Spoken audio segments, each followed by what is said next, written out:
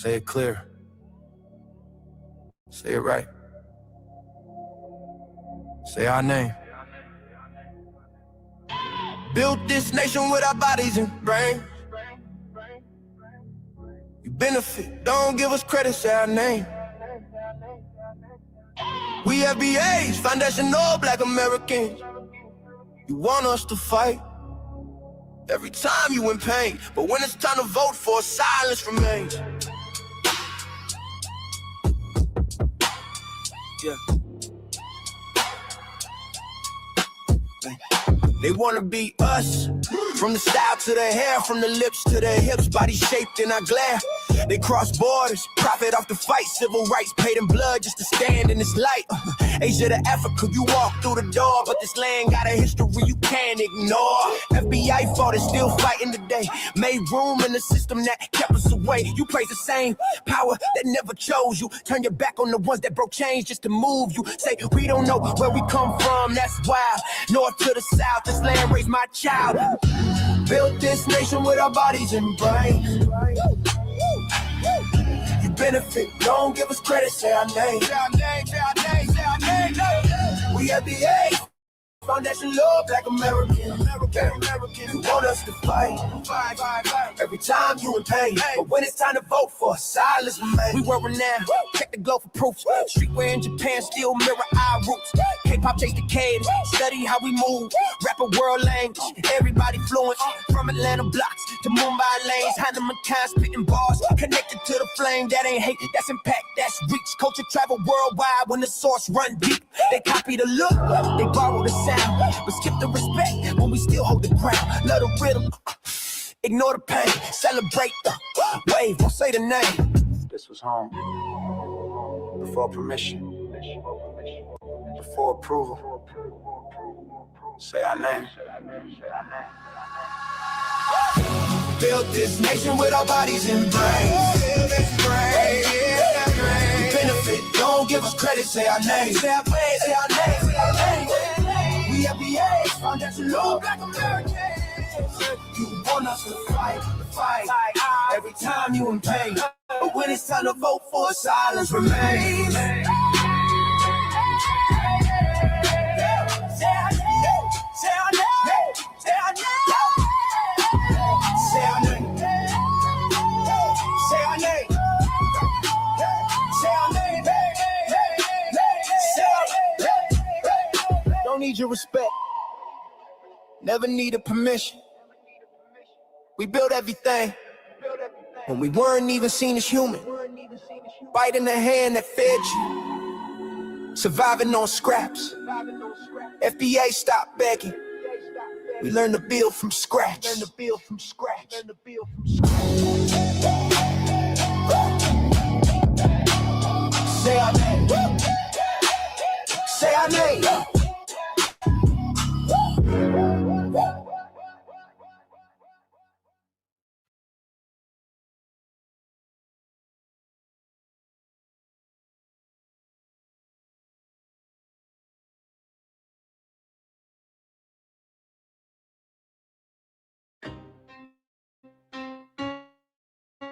Y'all don't hear us.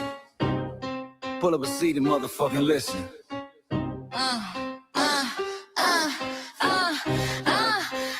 Pull up a seat and motherfucking listen.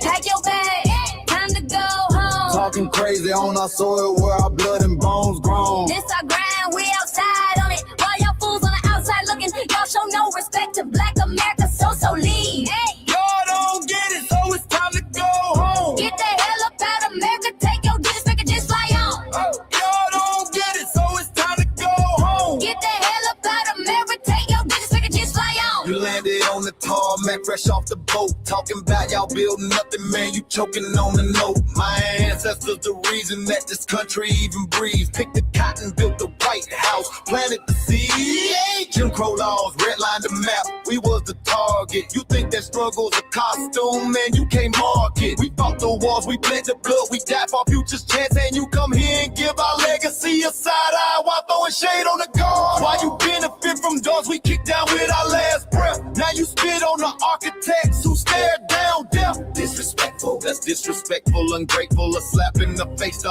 only people who gave a fuck. So let me show your ungrateful ass to the right place.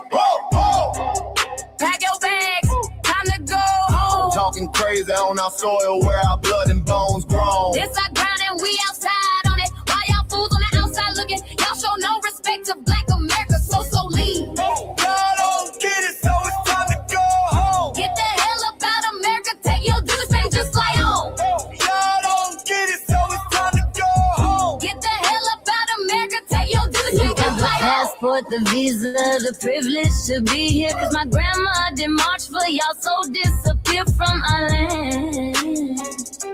You cosplaying our pain. Think it's a trend you can borrow, but you ain't inherit the ghosts of our sorrow. We the foundation, the bedrock, the soil, and the root. You not no branch on our tree, and unproductive people always cosplaying me. Talking about we ain't do nothing. You lost your mind. We built this from nothing, time after time. From the beginning to now, we been the backbone and muscle. Why you look down on the struggle and cause a whole tussle? The energy spat with disgusting, it's whack.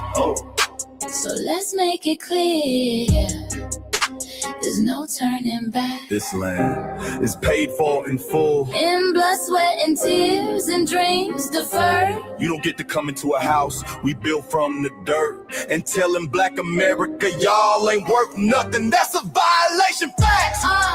Pack your bags, time to go home. It's our soil on our soil where our blood and bones grown. Show respect, this our ground. Y'all just tenants on a leash. Or get the step. Show no respect to Black America, so leave. Don't get it, so it's time to go home. Get the hell up out America, taking your business, I can just fly home. Don't get it, so it's time to go home. Get the hell up out America, taking your business, I can just fly home. Yeah, fly little birdies. Fly on back to where you came from. This ain't for you.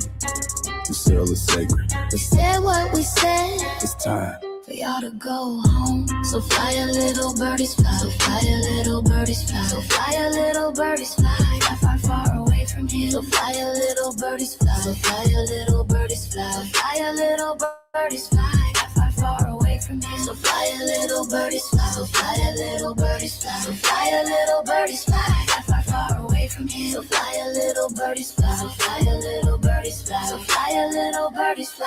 Far, far, far away from here. Bye-bye, little birds.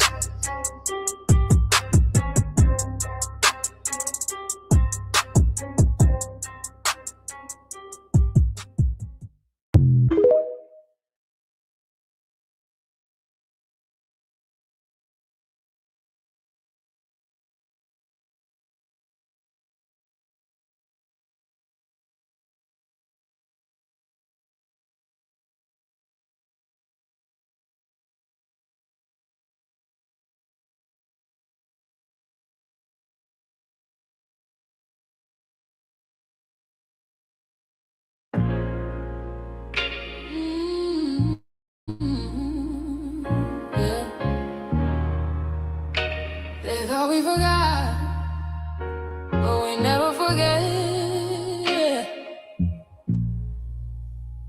This one's for the roots. We built this land from dust and tears, 400 years, and we still here. They write new rules, but they don't see. Every freedom they got came off you and me. We planted seeds, they took the bloom. We lit the flame, they left the room. But we back now, no disguise. The spirits woke, we realize all we want is what we earn. That sweat and blood, yeah, that table turn. You can't buy culture, can't fake that fight. This is our day, this is our ride. We LPA. Say it loud, say it strong. We the heartbeat that's been there all along. Foundation of Black Americans, stand tall. We ain't begging for nothing, we built that all. Born from pain and grace, you can see the truth written in our face. We the soul, the sound, to fight the flame. Foundational Black Americans, say our name. They love our rhythm, but they dodge our blues. Use our voice when it fits their news. They take our sound but not our scars. We the backbone, we the scars. Now the veil is gone, the mask is clear. We see the game, we know what's here. No more silence, no more lies. We lift that flag and watch it rise. Rise up, rise up. We the ones that made this nation breathe. Our flames are power, our roots are trees. We know worlds. It's rhythm and grace now, and now we're reclaiming our rightful place. Can't copy courage, can't steal pain.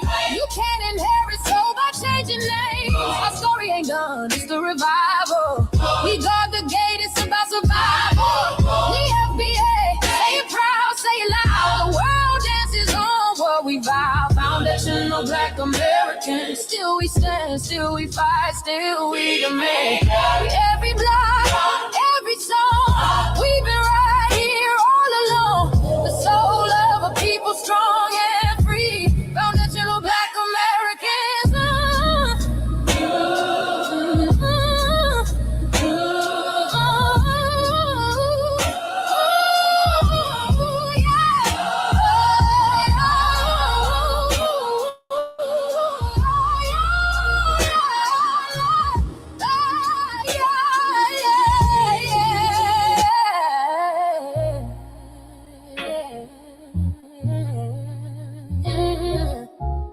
We the first, we the rule, we the fire. Still rising, still here. Foundational Black American. We set the tone and they copy the cadence. Dance to our drums and deny the foundation. Wear the style but don't honor the source. Smile in the crowd and you distance and force. Say you not us but you rap like we breathe. Take the rhythm, then fuse the receipts. I ain't mad, I'm just holding the glass. Throw in the mirror, now answer it back. I ain't here to cancel nobody. Just keep it honest, keep it solid. If you eat from the table we built, don't act surprised when we guard it. Do you like that? Do you like that?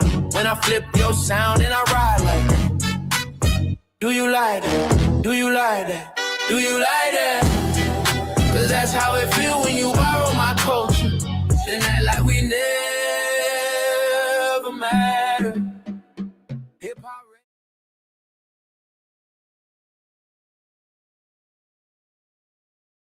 Mike Larry. Now this shit here, it's what I see it is. We're not fighting your battles. We're not carrying your fear.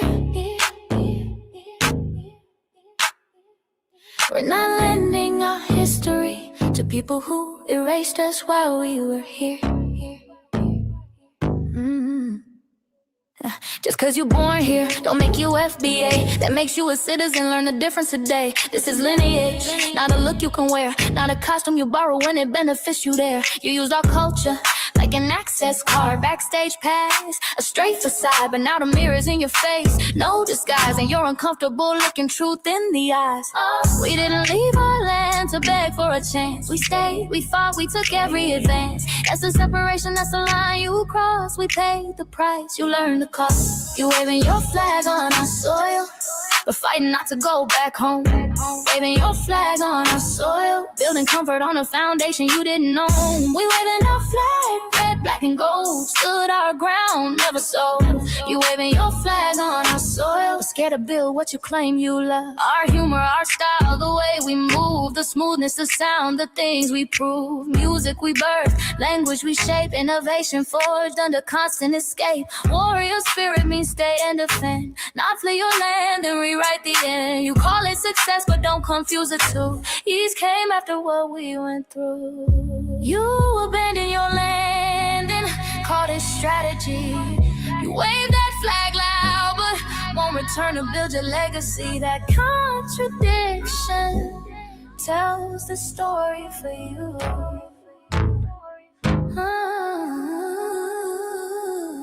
You waving your flag on our soil, or fight fighting not to go back home.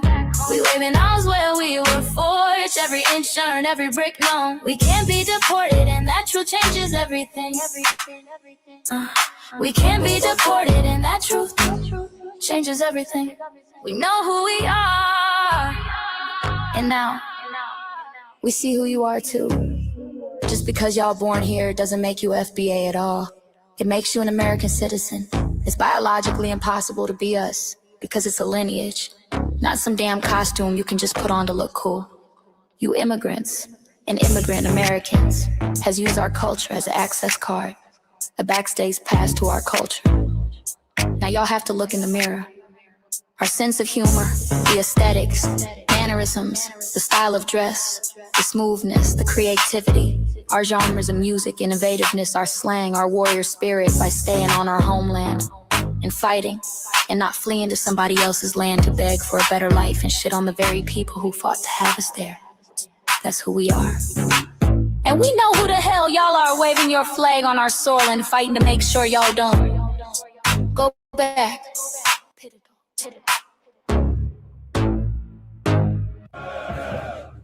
You can't leech off our culture anymore. Beat it!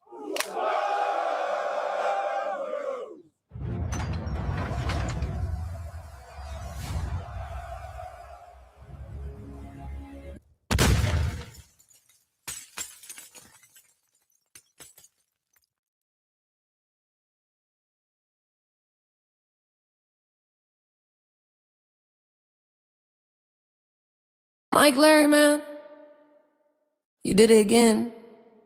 We really making history. Let's go. Do you like that? Do you like that? Flip your sound, how you like that? Do you like that? Do you like that? Say it loud, don't walk it back. Do you like that? Do you like that? You grew up mimicking us, now y'all switch it up. Turn the carbon copy, y'all ain't black, what the fuck? It's funny y'all connecting to our culture like it's Wi-Fi. Wi-Fi. Surfing on our waves of our culture, no more agua. Telling my culture for all these years. Look how time flies, all these colonizers in disguise. Y'all hate, y'all still hate us outside. Study dope, vampires, it's the blood of our guilt. They copy the flavor, sip the juice. Love the results, hate the truth. Who? Do you like that? Do you like that? Do you like that? Flip your sound. How you like that? Do you like that? Democratic shields, talking points, the road they fill. Fish and chips, agent on the mic, judging FBAs, but ain't you half white? Talking like you one of us, we need a proof face. The agent type with a prune face, like 50 and Jim, it's a cold game. Throwing stones cause we built our own lane. I'm joking, kinda, but I mean, smile calm, pressure intact. Y'all proud where y'all from, where they flag, beat they drum. But when it's us, tone switch fast. Same pride, but it's too much. FBA pride, lineage solid. You can't put this on, can't try it on. Built here, stayed and fought, that's the difference. That's the car. Do you like that? Do you like that? Say it clear, don't twist the facts. Do you like that? Yeah. Do you like that?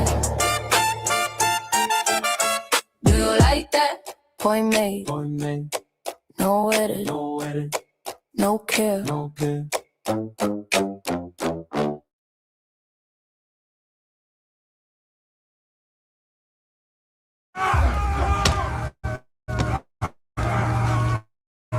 You know, erasing history is something that you have to do when it comes to conquest, domination, and destroying a people. If people knew who they were, what they were, and what they were capable of in the past, they will understand what they have a possibility or a likelihood of doing in the future. Foundation of Black Americans, we've always had a culture of resistance. We cultivated a culture of resistance on this land, and we've been resisting ever since we've encountered European domination. But nothing was really popping in Europe until the transatlantic slave trade, and that's where they amassed a lot of wealth. One thing that I think is unique about our culture as far as how we resist, how we fight back is just the environment we were put in from day one. being only 13% of the population, the white supremacists were very meticulous about keeping that population at a certain amount. There was never a period when we did not resist the encroachment of the white man. They have a natural behavior of authority no matter where they go. That's why they'll step up in front of us in the line at the store. We're not important. They don't even see us. We've never been able to excel. We've never been able to relax. We've never been able to just be, which means that existence is resistance. It must be something in our DNA, our historical background, to when something doesn't sit right with us, especially spiritually, in our souls and in our spirit, we just say no. We live resistance. You know, from the moment we're born, we're in resistance. And it's handed down generation to generation. And so I think that cultural resistance is actually in our DNA, in our epigenetics, and then it blossoms out into the culture. So there's almost nothing in America that we do, from song to dance to politics to the way we talk, the way we dress, having coded languages considered to be slang today. Everything about Black American culture is a form of resistance. Of course, they want to always downplay our contributions to the global tapestry because they continue to act like our number one export in this country is not Black innovation. Everyone understands that our resistance has been the cornerstone of what foundational Black Americans have always done. We are the life that breathes everything into this nation. The further back you go, the further Black you go.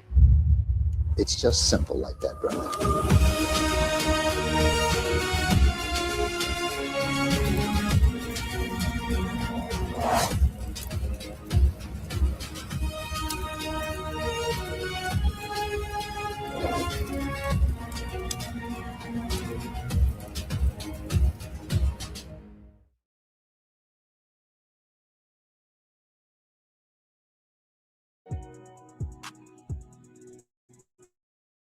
Introducing the B1 Rolodex, the easiest way to search for and support FBA and B1 businesses.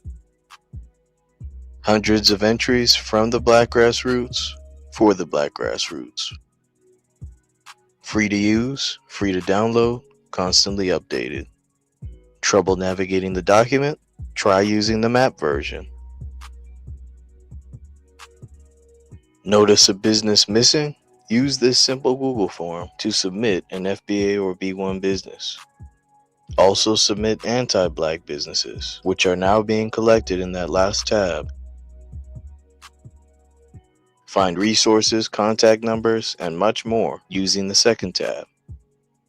All the info you need to start practicing group economics today. Go to blacktruthunited.com. That's blacktruthunited.com.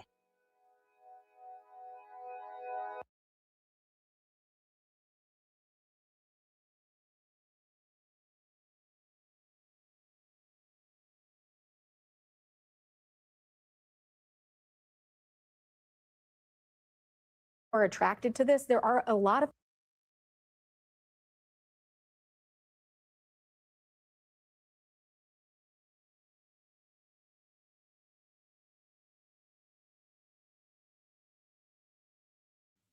Sorry, I thought I was unmuted. Greetings, Black family. Thank y'all for tuning in to another episode of Front Line Blacc News, a special edition. It had to come live about the Karmelo Anthony verdict. They just found our brother guilty of first-degree murder, which, if you ask me, is a miscarriage of justice. And we got our other host, Lady Che. She should be joining us here shortly. And we got our brother MD out of Georgia. Shout out to MD. Salute, MD. We need you to join us later on for Shabaka's Black Experience Enhanced, because we're going to be going over the Atlanta child murders as well. So I'm as pissed off as you, brother. I'm trying my best to keep my composure. This is ridiculous. So what are your thoughts, MD, before I play the clips? Yeah, man, I'm just discouraged right now. Like I said, I'm pissed off.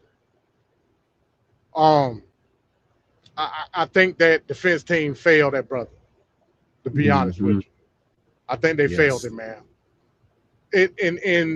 In a state like Texas, you know, which encompasses the South, and we all know in the South, we cherish the fact that we able to stand our ground and hold steadfast to your defense. We cherish that here in the South.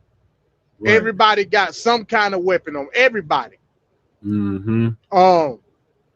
I thought the straw that was going to break the prosecution back was the fact that detective got on that stand and sat up there and said when they was trying to discredit the young brother Karmelo about having the knife in the first place at the track meet, well, they said, well, according to Texas state law, despite what the policy is on the school, having a concealed knife under 5 inches long is not a crime.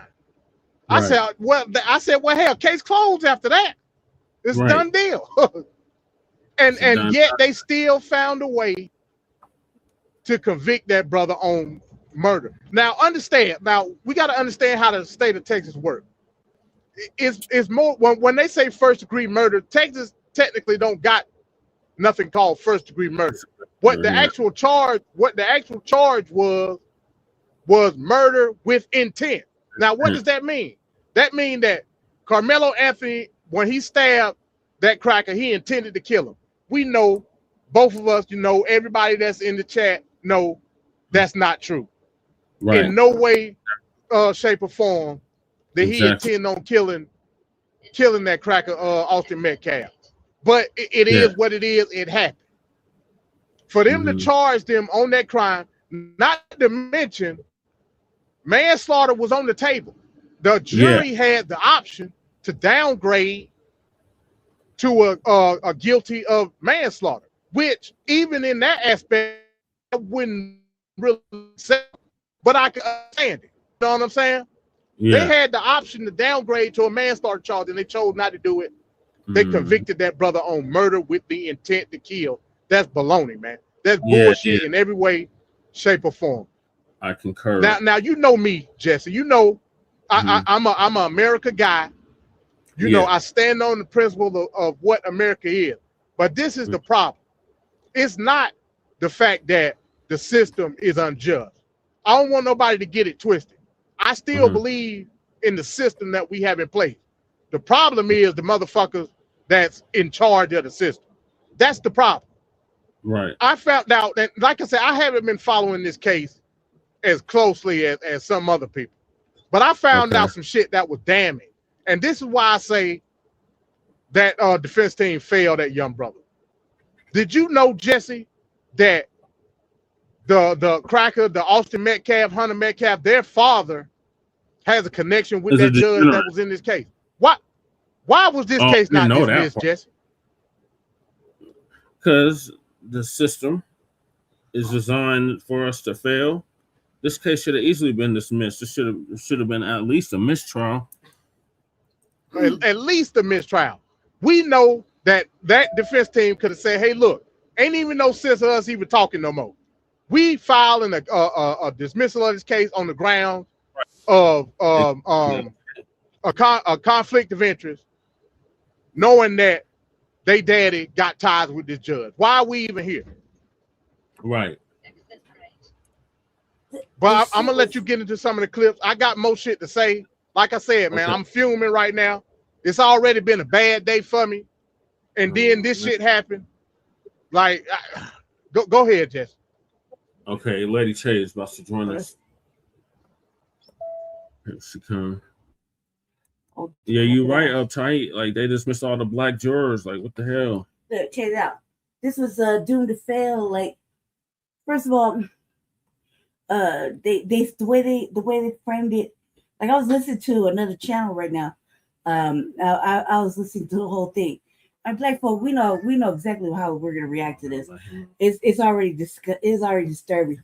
Look, they didn't have not one black person out of 600 motherfucking jurors.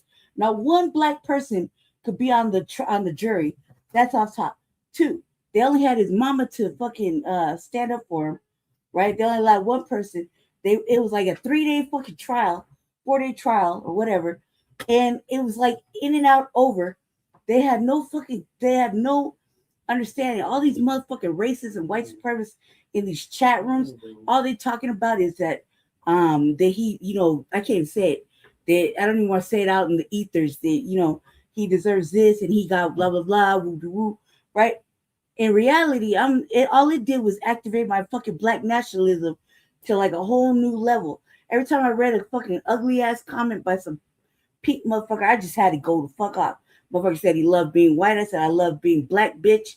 Like shit like that. I was just going the fuck off because I couldn't fathom that in a state that you can, stand your ground.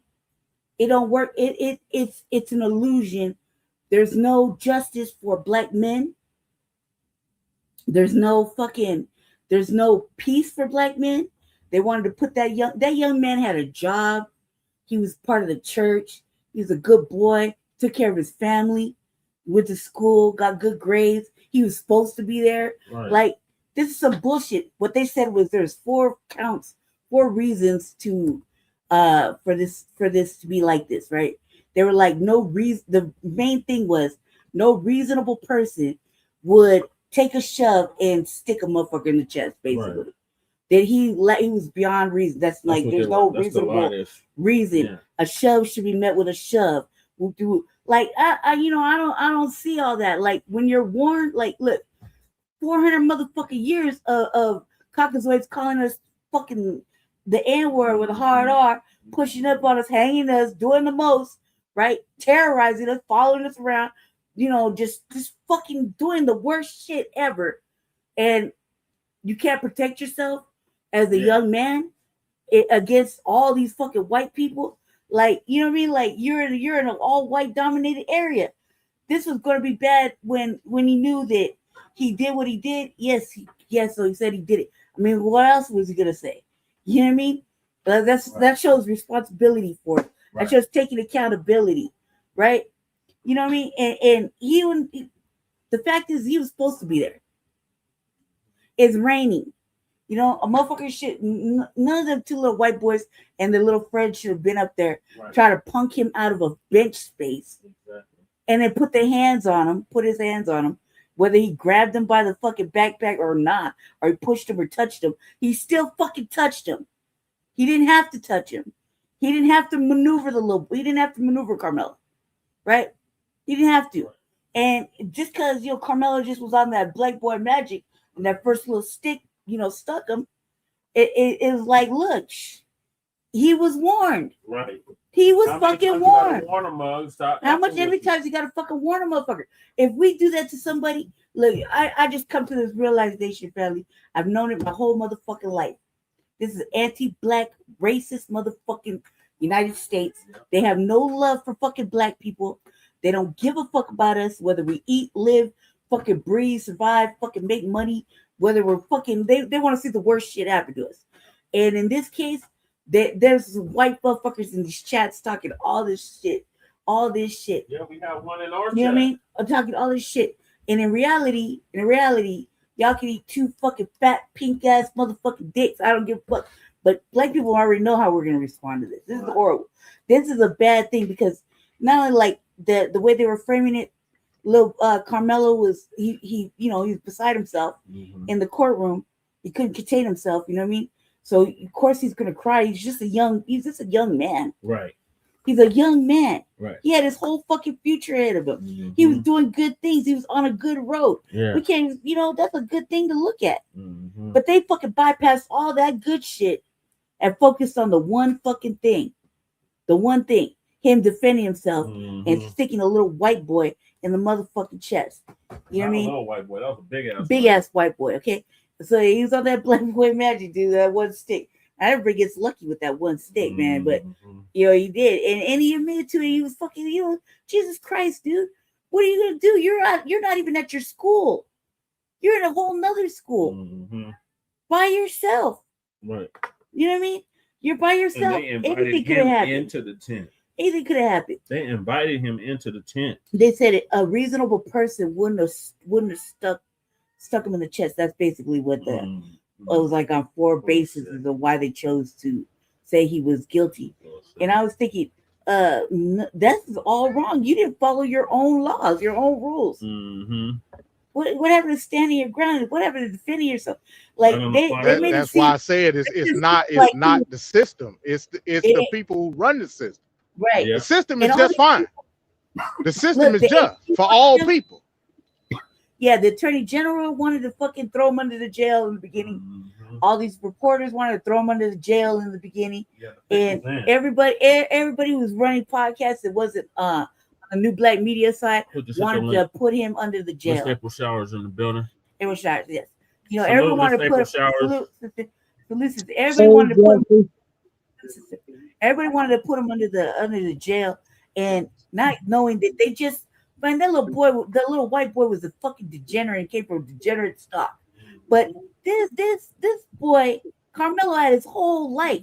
He was taking care of his family. He was working, paying bills in his own house, being a little pastor of the church, you know, doing good things. Like a good grades, had a good little chance to have a scholarship. All that shit was thrown out the motherfucking window because white folks said, I'm white and I say so. Yeah. That's all this is about. I'm white and I say so. I want you to move. You didn't move. I'm gonna touch you. I'm white and I say so. I don't want this little boy to be outside any longer. I'm gonna put him in jail. I'm white. I said so. Yeah. You know, all the juries, everything. Out of 600 motherfucking people, you couldn't find not one black person. They kicked the Not even a half breed, a mulatto, anybody. They had 5 Yeah. black jurors that kicked 3 off because they said they was There were teachers. 4 black people outside protesting the day they were doing jury. Yeah, they said they kicked them off because you know they didn't want to. They said quote unquote bias based on the fact that in the district they was teachers or whatever. Yeah, one brother said I can't see putting their brother in jail. Yeah. Yeah, which is true. So I couldn't do it immediately either. eliminated. Which is the reality. You know what I mean? He didn't need to say that neither. He should have kept his mouth shut. He shouldn't have never said it and just got on the jury. Why would you tell them people I'm not gonna find my brother guilty? Why would you do that? If you even said it, we don't even, because the average person that gets on jury duty and they're black, they wouldn't have said nothing like that. They would have got on there with the intentions of helping their brother. They wouldn't have never said that.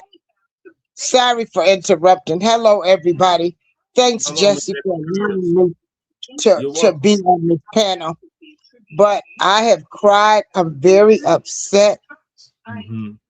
I'll be 63, and I'm so sick of white supremacy. I'm so sick of white people winning over black people. I'm so sick of seeing black people. And the amount of black people that was saying this boy should go to jail just really surprised me. You know, I was thinking, you know, I was doing the show because I'm going to tell you, I've been on my hands and knees praying for this boy. Yeah. And I'm thinking now, and I'm sorry to interrupt the other person. What's your name? That's MD20 and that's Lady Che. Yeah. Hey, MD20 and Lady Che. All I kept thinking was, wasn't y'all raised? Didn't your parents raise you? If somebody hit you, you hit them back? Yes. If you are jumped, put your hands on if you are jumped or being bullied, you better find what you can and defend yourself. I never heard of nobody, and this is people of all races. Nobody's saying, oh, you know, you're supposed to go run and find an adult. No, you fight. They hit you, you hit them back. Right. Exactly. And then he was being bullied. Like, when did all of this go out the window? But of course, again, why would I think these United States of America would change with this case?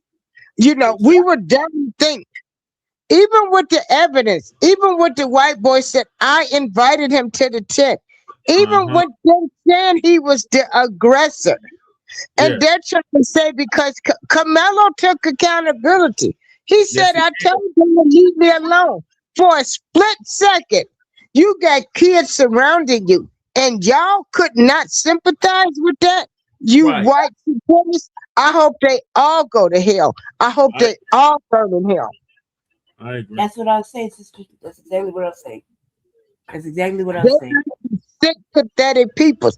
Do you know in that same state of Texas, they had a white kid to do the same thing to a Mexican kid? Yep.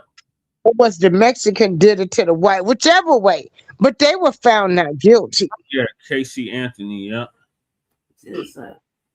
We will never win in this country.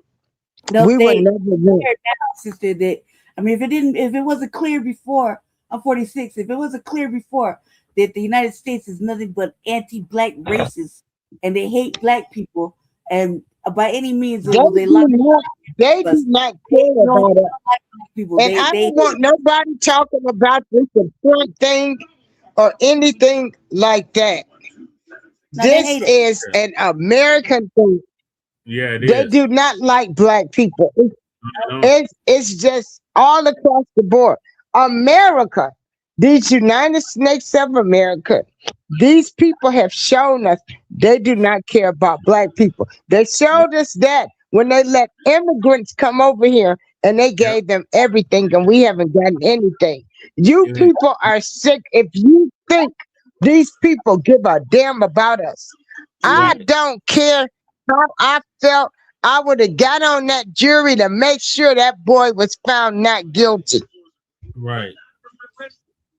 But that's the thing. They didn't want us on that jury.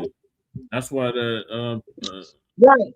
They didn't want us. So he might get a new trial because he's supposed to have a jury of his peers. And then you know that daddy got $500,000. That daddy got close to $1 million. I mean, I'm pretty sure he probably paid all of them. The judge $100,000, the prosecutor, a lot of money. Even them black kids up there lying. Ain't no way. I would have let my child. I wouldn't have even allowed him to testify. Right.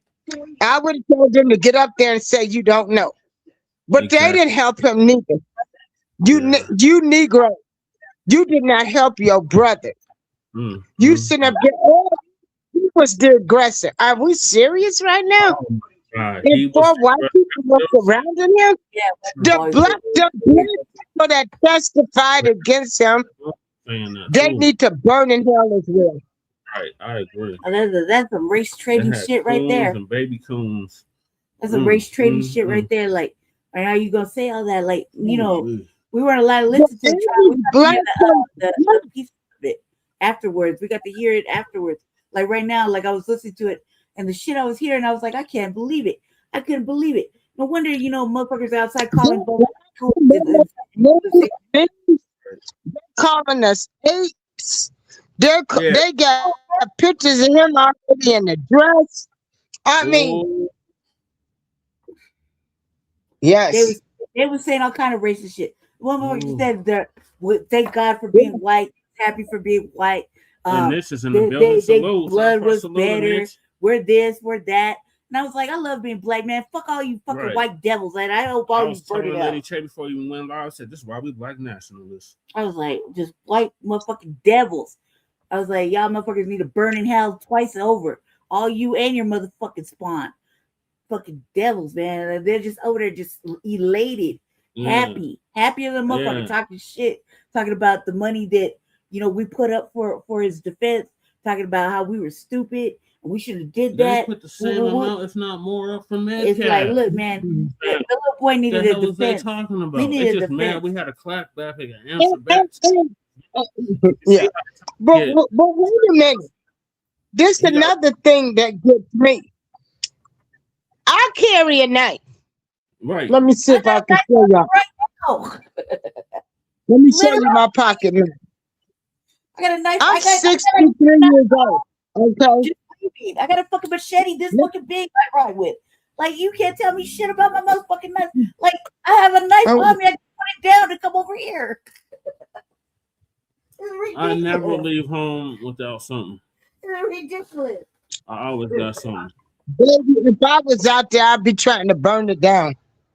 That's what I would be trying to react to this. I don't know why You know we're gonna fucking tear this motherfucker apart. This is a matter when we calm down to go do it. You familiar with the activism that Black Alpha Network does? April Showers. I can't. No, at this point, you know, they prepared, so we can't ride. They're ready to kill us anyway. This is my pocket knife. I never leave home with it. Okay. Look, this is what I had. This is what I made. That might look like a dagger.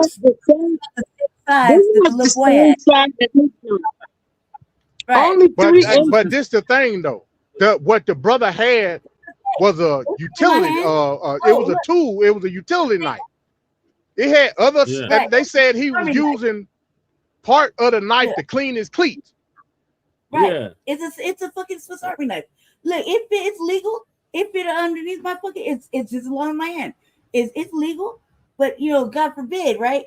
But no, I'm not gonna stop carrying my motherfucking any weapon to protect myself. They're devils. These devils are villains, and they don't give a fuck about us. Nope. They want to kill us. Yep. They want to fucking put us in jail. They want to have us shot by the motherfucking police right outside the fucking door. We need to remain codified. That's right. That's true too. We do need to stay codified.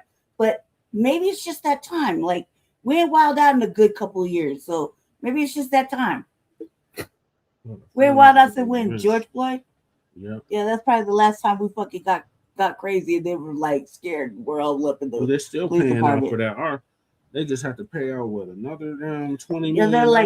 They're like 15 suits or something. Yeah. You know what I mean? Like, I mean, maybe that's what it is, but this can't go. This can't just lay like this.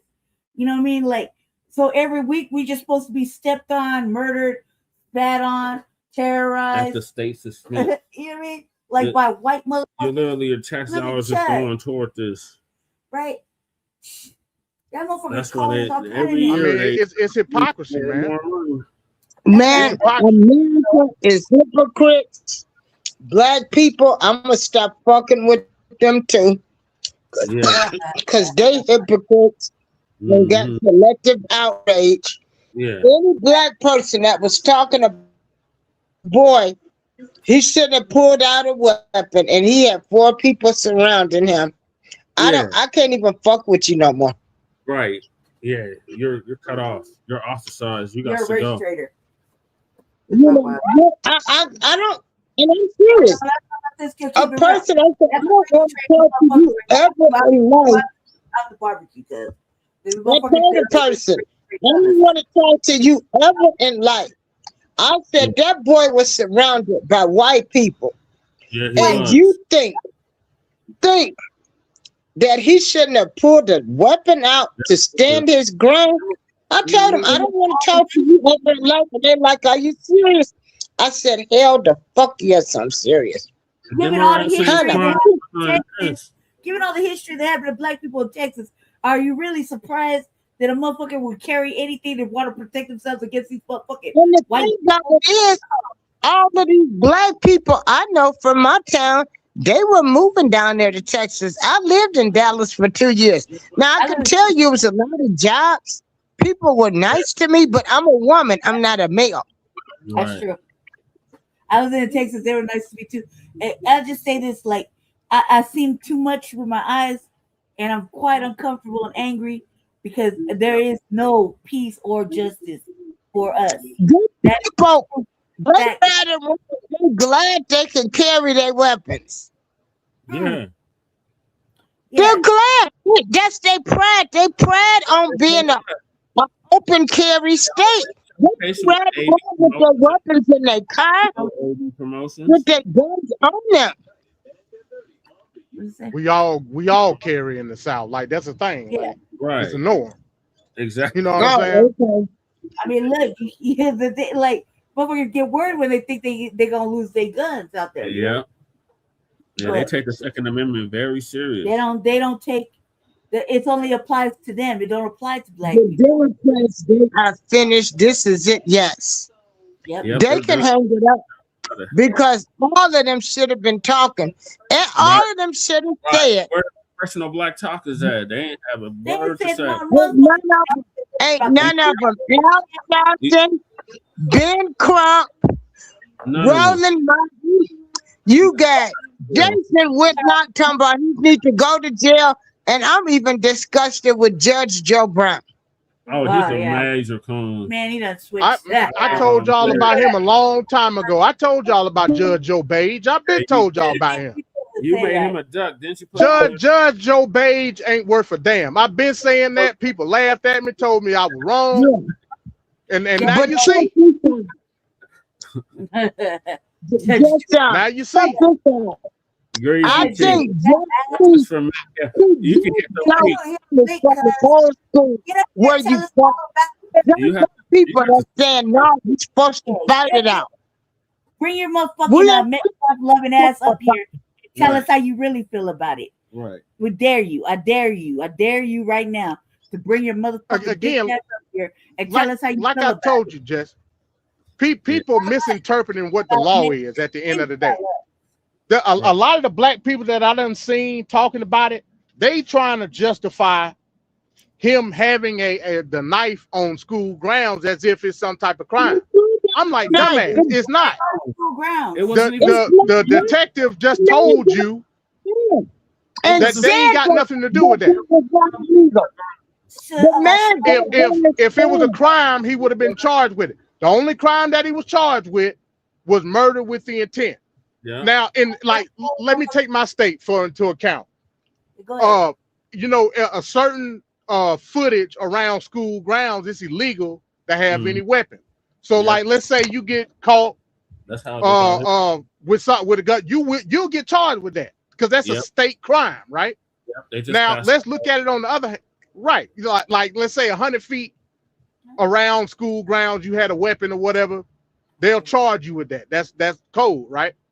Mm-hmm. The detective said on the stand, he said, "Hey, look, we don't got nothing like that in the state of Texas.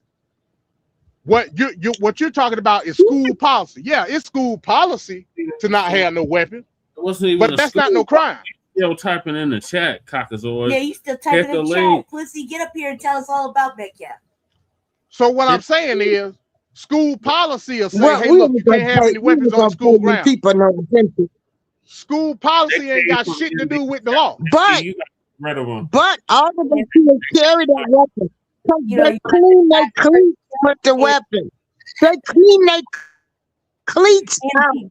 You got to diverse. With that multi-purpose tool.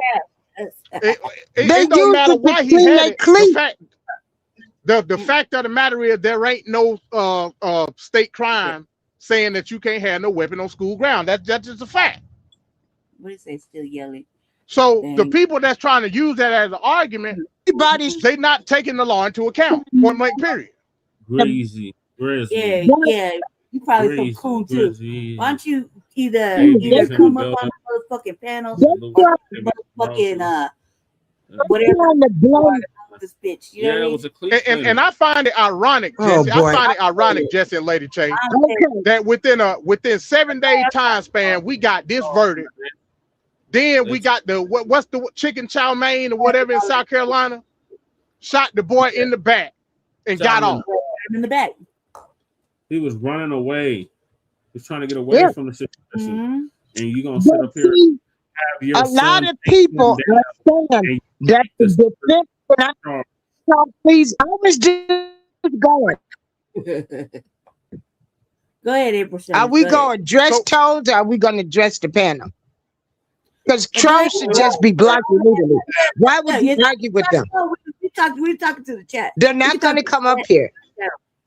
And look, it's all right. It's no. Hey, Jesse, you know me, bro.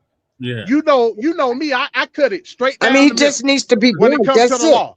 Oh, I want to talk to some of these white folks to see if they really know that the law that they justify about. I want to see. Go ahead, Miss April Showers. Go ahead. And then MD. We adjust the chat regardless. It's our panel. That's what we do. Go ahead, sister. Go ahead. They're trying to block the defense lawyer now. But the evidence that they presented, he was allowed to have a multi-tool weapon. It wasn't against the law. The boy was surrounded by people. Yeah. Metcalf, Austin Metcalf, was the aggressor. He was surrounded by 4 4 or more other people. He didn't need to testify. That was the case right there. That was to stand your ground. He told them. He verbally warned them. You can tell people. Right. When you tell them, if I'm in an argument with somebody and I tell you to get out of my face, I don't want to talk to you. If you say in my face, I'm fear of my life. Right. He did everything by the law. Yeah, he did. He did not need to testify. Them dirty, no good people down there, white supremacists, the whole United States of America don't care about black people, and that's what happened. It's not his lawyer's fault. Right. It's this country system of white supremacy. And I land my plane. Which controls all the areas of human activity. He had a white lawyer. I mean, I feel like there could have been. First of all, this is a short. Like I told you, I think the defense team did a terrible job. They did a terrible job. And did y'all also know that this was the same defense team that was they represented Amber Geiger. Wait. What did he say? He said, what did he say? Why isn't he black? Everything right. Why isn't he black? Because we're just catching it, man. This is what we're I don't understand why you would hire the defense team of Amber Geiger. Why would you do that? Right. Like I said, I'm not putting no blame on the family. I'm not doing that. I wonder because Tammy, the Miami judge that was hugging her. Oh man, no wonder this is that bullshit right there. I want to give you a hug. Yeah, I don't want to put no blame on the family. That I don't want to discourage them in any type of way. It doesn't matter who he would have had. They would have did the same thing. You got 4 points.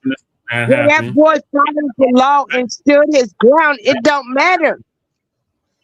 Go ahead, Chad. Go ahead and evacuate the.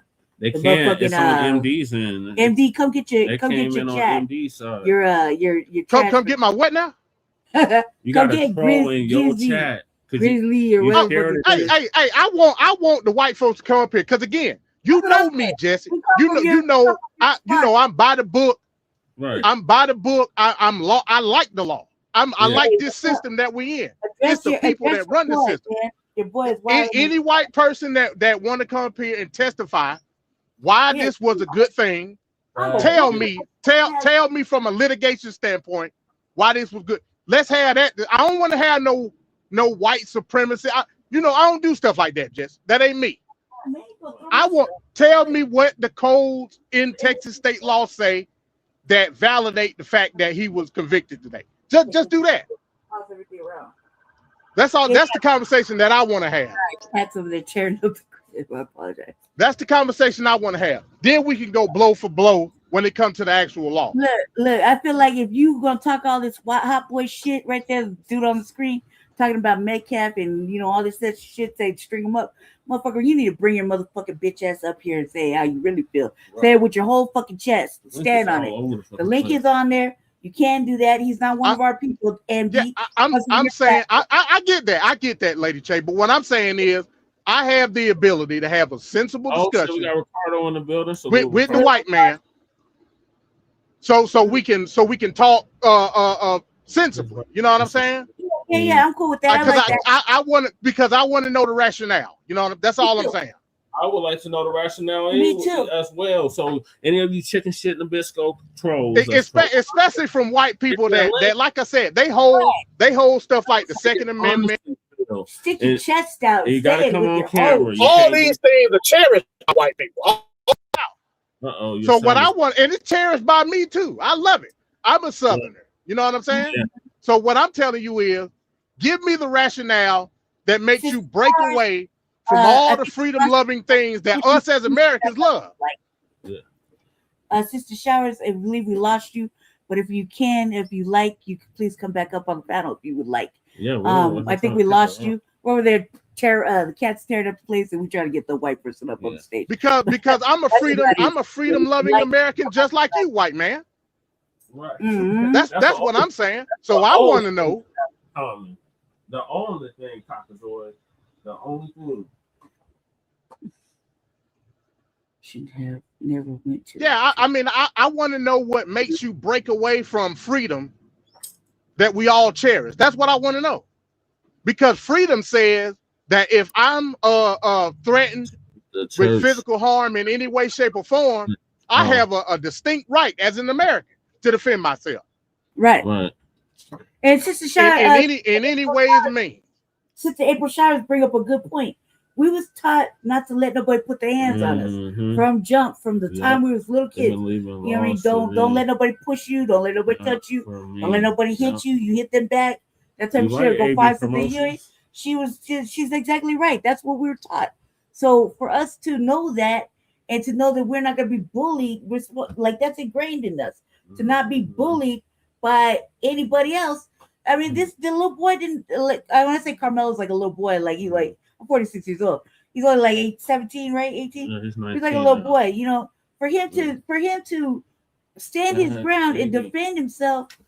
You know, and that shit to go all bad for him. You know, yes, we knew he did it, but god damn, like what happened to defending yourself? Like that's just not a.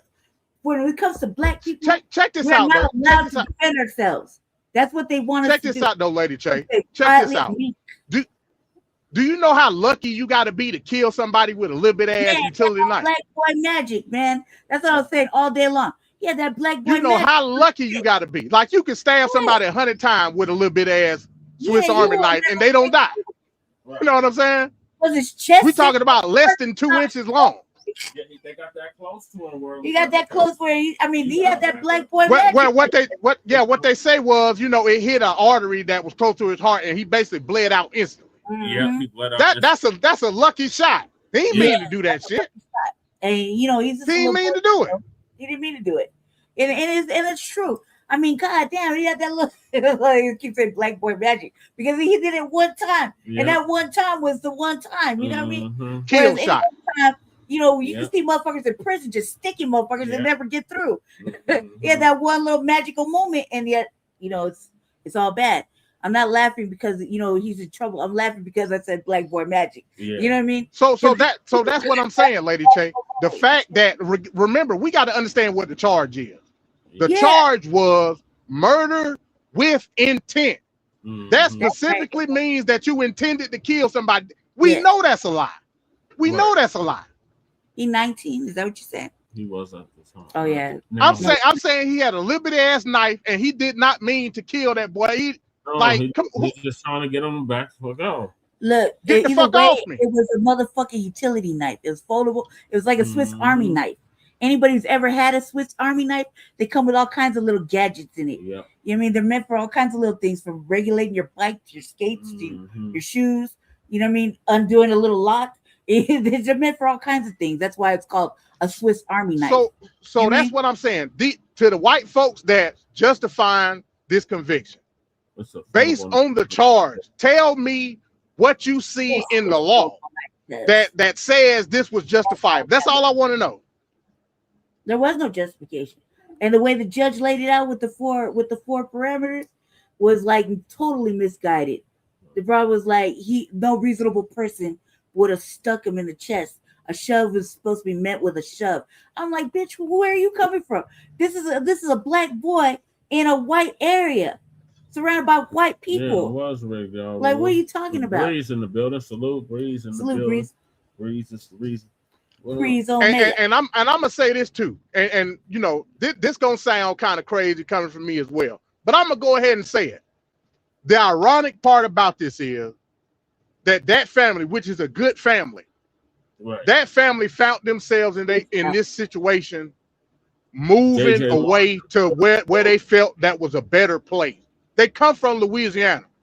They moved. I think the dad moved for job reasons or something like that. They basically upgraded to a better middle income lifestyle, and thinking that they're getting out of a worse situation, and this end up happening to them. So what I'm saying is, maybe it's not. When you back to the white area, look what and happened. again, we Americans at the end of the day. We black Americans. For the sake of the argument, Jesse, I'm gonna say foundational black American, just for the sake of the argument. But we should have the right to live wherever the fuck we want to live at.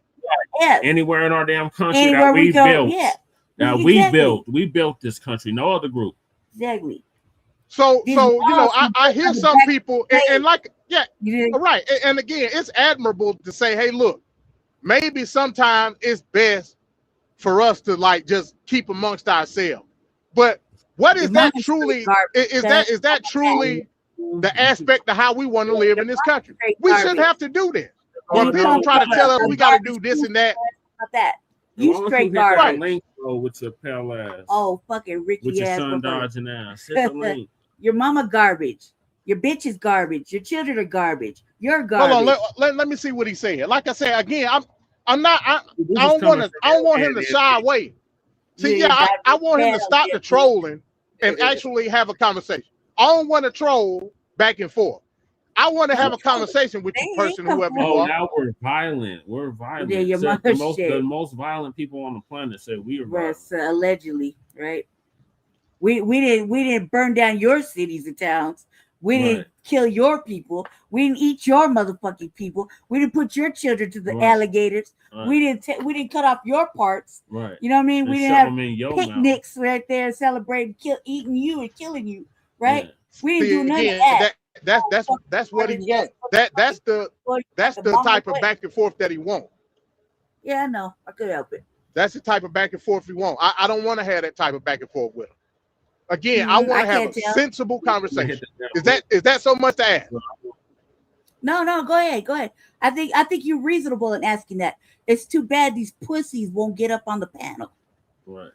It's like hoes in the chat. Get up on the panel, say it with your whole chest. We'll chill. I'll be quiet. I'll go on mute. They're not gonna do it. That's all I want to know. Are you willing? Are you able to have a sensible conversation from a legal standpoint on the verdict? That's all I want to know. And I'm willing to have that conversation. Never want to have meaningful conversations. Exactly. You know, you like the anecdotals and everything. Like, I don't want to do that. You can keep that shit. You know, the chud, the builder language, you can have that. You know what I'm saying? Let's have reasonable dialogue. Damn, empty. You You sending diverse major passport. trolls our way. You done sent all Let's the go. trolls over Let's here. go. Come Empty. on, Cockazord. With Bring your it diverse on. platform. But hit that Ken. link first. Make sure y'all hit that link though. Yes, I'll talk to you through the chat, no problem. Well, okay. So he said he'll talk me through the chat, no problem. I don't understand why you can't come up here, but whatever. So the question that I need to ask you, and you can answer it through the chat, from a legal standpoint, why do you feel that this verdict was justifiable? Just tell me plainly in legal language. That's all I want to know, and then I'll respond. Yeah, you right. April showers. We gotta start giving them more time. That's why the women can't have babies by them. Yep. That's why they have minus birth rate. We should just stay far This away. is just desperation setting in. You know, once reparations kick, when you choose to take like You 25 years to probably stay started station, out on it'll a be lot all of right. small animals. Yeah, exactly that part. Breeze, get them. And you said you got a show with Shabaka later on, right, Jess? Yeah, yeah. We talking about the Atlanta child murders. We definitely gotta have We you definitely got you on. We was praying to the ethers, you would call. on. Right. Yeah. I'm like I said, man. I ain't been following the case. I watched the last couple of days. Yeah. On the phone or whatever, but I ain't been following it as closely as I probably should have, because honestly, I'm gonna be honest with you. I thought this was a slam Thank you for dunk, joining not us. guilty. Like it wasn't nothing. April It wasn't nothing in this case to say that he wasn't gonna be You have found a not great, guilty. beautiful day, sister. And Breeze, you hit the link. You should be up here because Thank you, he's a sister, for coward. coming through. Your commentary was very well That's received. exactly why the birth rate is low. Yep. That's what As long as Dr. it'll get lower, Francis man, the Cress Wilson semen was count telling is us about. just gonna dissolve and turn into dust. You're gonna have a Now I'm still waiting on the guy's response. He ain't responded yet. Oh, there you go. It say the victim was stabbed by the perpetrator in the chest. If you stab someone in the chest, you intend, again, that's clearly a lie. Right. That's clearly a lie. He said if you stab someone in the chest, you intended to kill them. Premeditated murder doesn't require an amount of time to premeditate. I agree with the last point. I don't agree with the fact remember the knife. Remember what the testimony was about the knife. Remember what the medical examiner said about the actual chest wound. Right. She initially said that was a perfect stat. Like, you can't get no more perfect than that. Yeah, so that unless you're telling me that Karmelo Anthony is a skilled assassin, unless you're telling me that, there's no way, shape, or form that you could believe that a 2-inch, actually a 1.75-inch utility knife has the ability to stab somebody unless you hit them in the perfect spot. For real, so intention can't be required in the case. Skin, chest plate, muscle, before the tip would barely reach my heart. Like, I mean, this is about the same size. Like, I don't think this would reach my heart. Like, if I stuck myself right now, I don't think it would reach my heart. With my chest, like the muscle in between my chest, the breastplate, the rib, all the way through, it would get stuck right there in the bone and the muscle. Like, it wouldn't reach my heart like that. Right. So unless you're saying Karmelo Anthony was either one, a skilled assassin, or two, a surgeon. If you're saying he was one of those two things, I would agree with you. But we know he's not either of those things. Right. No, and reaction, and it was a reaction. Where did you think he was going to stick him? In the leg or the arm? I mean, this is a reaction. So he's protected himself. You don't necessarily know where your hands are going to go to protect yourself. Right. Some people want to put their hands up like this to block your chest from you coming in their face. Yeah. Think about it like that. Also take into account, remember, they said he was pushed and he was going back when the stab happened. So that would obviously mean that the Metcalf dude was lunging toward him after the initial push. He didn't lunge at Austin Metcalf and stabbed him. He was falling back. So he fell into the knife. Yeah, he fell into it. That's the only reason it touched the heart or touched near it. He fell into it, meaning somebody was pushing him. Yep. So if the little boy is on the bottom, Metcalf is on the top, somebody would have to push him through the stubble, right? Serrated and pocket knife. No, it wasn't no damn. There wasn't no 5. That's a lie. There wasn't shit with no 5-inch. Now you just lied. This is a regular. What you think? You think he had a goddamn crocodile Dundee knife in his fucking back? Stop lying, bro. They're lying. Now you just lying. Ancient half blade. The knife was 1.75 inches in length, bro. It was a little bitty ass Swiss Army knife. Right. Mm-hmm. Now I gotta ask you, why did you lie? Why did you lie? Right. You sat up there, you was lying. The detective got on the stand and told you the measurement of the knife and said it wasn't illegal. Any knife 5 inches or more, it can't be concealed in the state of Texas. So that's what I mean. I can have a sensible conversation with you, but if you just flat out lie, I gotta call it out. Right. My Caucasian friend, I gotta do it. I feel you. Just lie. They won't hit the damn link. They're doing all this trolling in the chat. Texting warriors, guys. Yeah. The Chud is going to meet Austin. They better beware, right? And essentially what happened, now we got to remember this too. Essentially what happened was the twin brother got his other brother killed. The actual aggressor was Hunter. It wasn't Austin. Yeah, Hunter started this shit. Yeah. Hunter started it. Karmelo told him, hey, look, you touch me, see what the fuck happened. That's what he told him. You're full of shit. Right. And Austin, because like I said, that's his brother, he initiated the shove. Then you had the other two boys. One of the boys who knew Karmelo sat up there and lied and said he didn't know him. That was a lie. That was a lie. Yeah, that's a special place in hell for all this. Right. You know? I mean, the people outside the courthouse, they was really active. They was really getting active. Oh, we're going to get to that footage. So first one. Black people talking to other black people, calling them out, you know, for the same time. Oh, yeah, Jess, I'll shut up, man. I'm going to let you play the clips or whatever. Yeah, I saw, you know, when I was listening to the case, that's what I told Jesse. Jesse was over there doing some other work. And I was like, man, they said this, and that. They found a little boy guilty. I was like, oh, this is not good.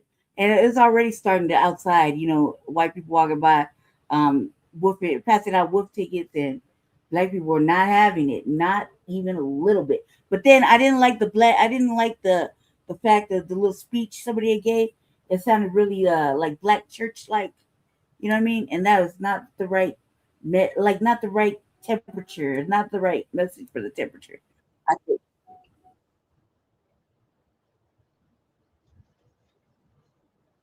Right, y'all rules. The brothers was known the bully. DA and Judge Roach all knew each other. We're friendly together. And now we have that proof. Look at this photo. This is a photo of Jeff Metcalf, John Roach, the judge, and Greg Willis, who is the DA. Conflict of interest, anyone? I don't know. I am still working to verify this picture. I entered it in ChatGPT. It says it doesn't seem to be fake. If anybody out there can confirm this picture for me, I think that is also very important because we need to keep the truth at the head of all of this. Let me know what you guys think in the comments. Secret Service Sam out Samson for president of the world. Now, you guys that watch me know that I always come with the smoke, right? And I come with the facts. We go into the classroom and we break this stuff down. Now, there's a lot of things circulating and I can't prove it. Right. You have people that saying that they paid to see the video. They went into the school and saw the video. Well, in the courtroom, the judge, the lawyer, Mike Howard, there's no 4K video. They didn't play it. So I don't know if these people are telling the truth. I don't know if they're lying. I'm not going to come before the people and say something that I can't prove, right? I don't know who those people are, right? Whether they're black or not. So I don't know if we can trust them, right? And if they're out here lying and putting stuff on social media, they're doing more damage than good, right? Now we're seeing images of, they're saying that the DA, the judge, and Austin Metcalf's father were all friends. They were all chums or knew each other. That's a direct conflict of interest. Now, if this is a factual thing, and this is true, then this is real bad because this case happened over a year ago, and they would have all known this already. They would have all known this. So now the defense rests, and now it's going into the jurors to start deliberating whether he's going to be guilty or not. We don't know, but there's a lot of things circling around this situation, man. And it's real bad. Now, that black guy that came and said that he saw the video, he's a registered ex-offender. So, this thing gets real goofy. But let's look at what the news is reporting. We start today with breaking news from the track meet stabbing trial of Karmelo Anthony. After a 3-hour break in the middle of today's proceedings, the defense has rested its case now. Our senior crime and justice reporter, Rebecca Lopez, is coming to us from the Collin County Courthouse this afternoon, where she has been watching the trial all day. Rebecca, this phase of the trial is coming to an end, both sides resting. Did that come as a surprise to folks that the defense wrapped up so quickly? Jason, it did come as a surprise to many of the courtroom observers because many anticipated that the defense would go a little bit longer and that Karmelo Anthony could possibly take the stand, but we didn't hear from him. And we also didn't hear from Hunter Metcalf, Austin Metcalf's twin brother. The defense ended its case by calling 2 student athletes and a Frisco police detective before court unexpectedly broke for nearly 3 hours. One Centennial student testified he saw what appeared to be a push moments before Austin Metcalf was stabbed. Another Frisco student described track meets as highly social events where athletes often visit other teams' tents. Jurors also heard from a detective who reviewed witness interviews and phone evidence during the investigation. When court resumed, both sides rested and officially closed the evidence. That means jurors never heard from Karmelo Anthony himself. They also, again, never heard testimony from Austin Metcalf's twin brother, Hunter Metcalf. The decision not to call Anthony is significant, but legal experts note the defense is not required to prove his innocence. Under the law, the burden remains entirely on prosecutors to prove guilt beyond a reasonable doubt. Now, I want you guys to understand something here. I want you guys to understand. I feel like they didn't prove that. This thing, I keep telling you guys that this thing is political, man. And y'all play too much. We play way too much, right? Now, the DA, Greg Willis, he's elected by the people, right? He's a district attorney. District attorneys are partisan elected officials who must face voters in both primary and general elections to serve 4-year terms, right? Right. So now he has to be voted. Willis, who serves as the criminal district attorney in Collin County, Texas, right? He has to win votes of the public to hold and maintain office, right? That's one thing. Then you got the Judge Roach, right? District Judge Roach, who was presiding over the Karmelo Anthony murder trial in County, Texas. He's a publicly elected official. Texas judges are elected by the registered voters in their specific county and partisan elections, right? Right. So now, as a judge, he runs for office on a general election ballot box, right? The voters in Collin County choose who serves on the bench, not fellow judges or attorneys, right? So this thing is crazy. So then when you ask, okay, so Greg Willis, he gets to pick the DA that's going to handle the case. Bill Werski and Dewey Mitchell, they're selected by Greg Willis, who's selected by the people. So now in that county, the majority of the people are white folks. And they're going to go immediately and say, hey, if you don't get us justice here, you won't be on the bench. Judge Roach, you'll be out of here. You're going. You got to skedaddle. Judge Willis, we just won't put you here. Because there's no way you're going to allow a black boy unalive a W boy in our county. We're not having that. So he never had a fair trial. There's no such thing as a fair trial because there's not black representation there. What are y'all talking about? What are y'all talking about? I'm sorry, uptight. They go and say you will lose your seats, you will lose your positions. We're gonna get you up out of here. And that's why they get the media to sway it. He's guilty and to proven innocent. And the media, look at Fox News and all the media. This thing is political at its core. At its core. And they were even saying that Austin Metcalf's father was going around harassing people. Looks like Jeff Metcalf had something to get off his chest, and he took it right to Karmelo's dad's Facebook to do so. So just recently, Karmelo's dad, Drew Anthony, shared a family photo, this picture right here. And in the comments, Jeff Metcalf took it upon himself to write this. He said, "You raised a unaliver. Guess you're one proud parent." Drew Anthony responds, "Self-defense is not unaliving. Stop coming to my place of employment and tell your team to stop harassing me and my family, and you know the truth. You will see in court. God bless you. Self-defense is not unaliving." Now, no one can tell no one how to grieve, especially if you have not been in this situation. So I will not do that. I am sure that Jeff is hurting bad, and he's just probably going off the rocker, which any parent probably would. But some stuff is just better to take it up in court. It's safer to take it up in court. It keeps the drama down surrounding the case. This is just crazy. And you already know that in the past, I posted this video where Jeff Metcalf popped up at the Anthony's press conference. And then Dominique Alexander had this to say. If that was disrespectful, it just shows you all the character. He was not invited. He knows that it's inappropriate to be near this family, but he did. And so I say to people, actions speak louder than words. And weeks after that, he also had a long Facebook rant argument with Dominique Alexander on his page. So it's clear that Jeffrey is lashing out with grief, which is understandable. But the Anthonys might need to get a restraining order on him just until the trial. If he's popping up at their place of employment and anything like that, that's kind of dangerous.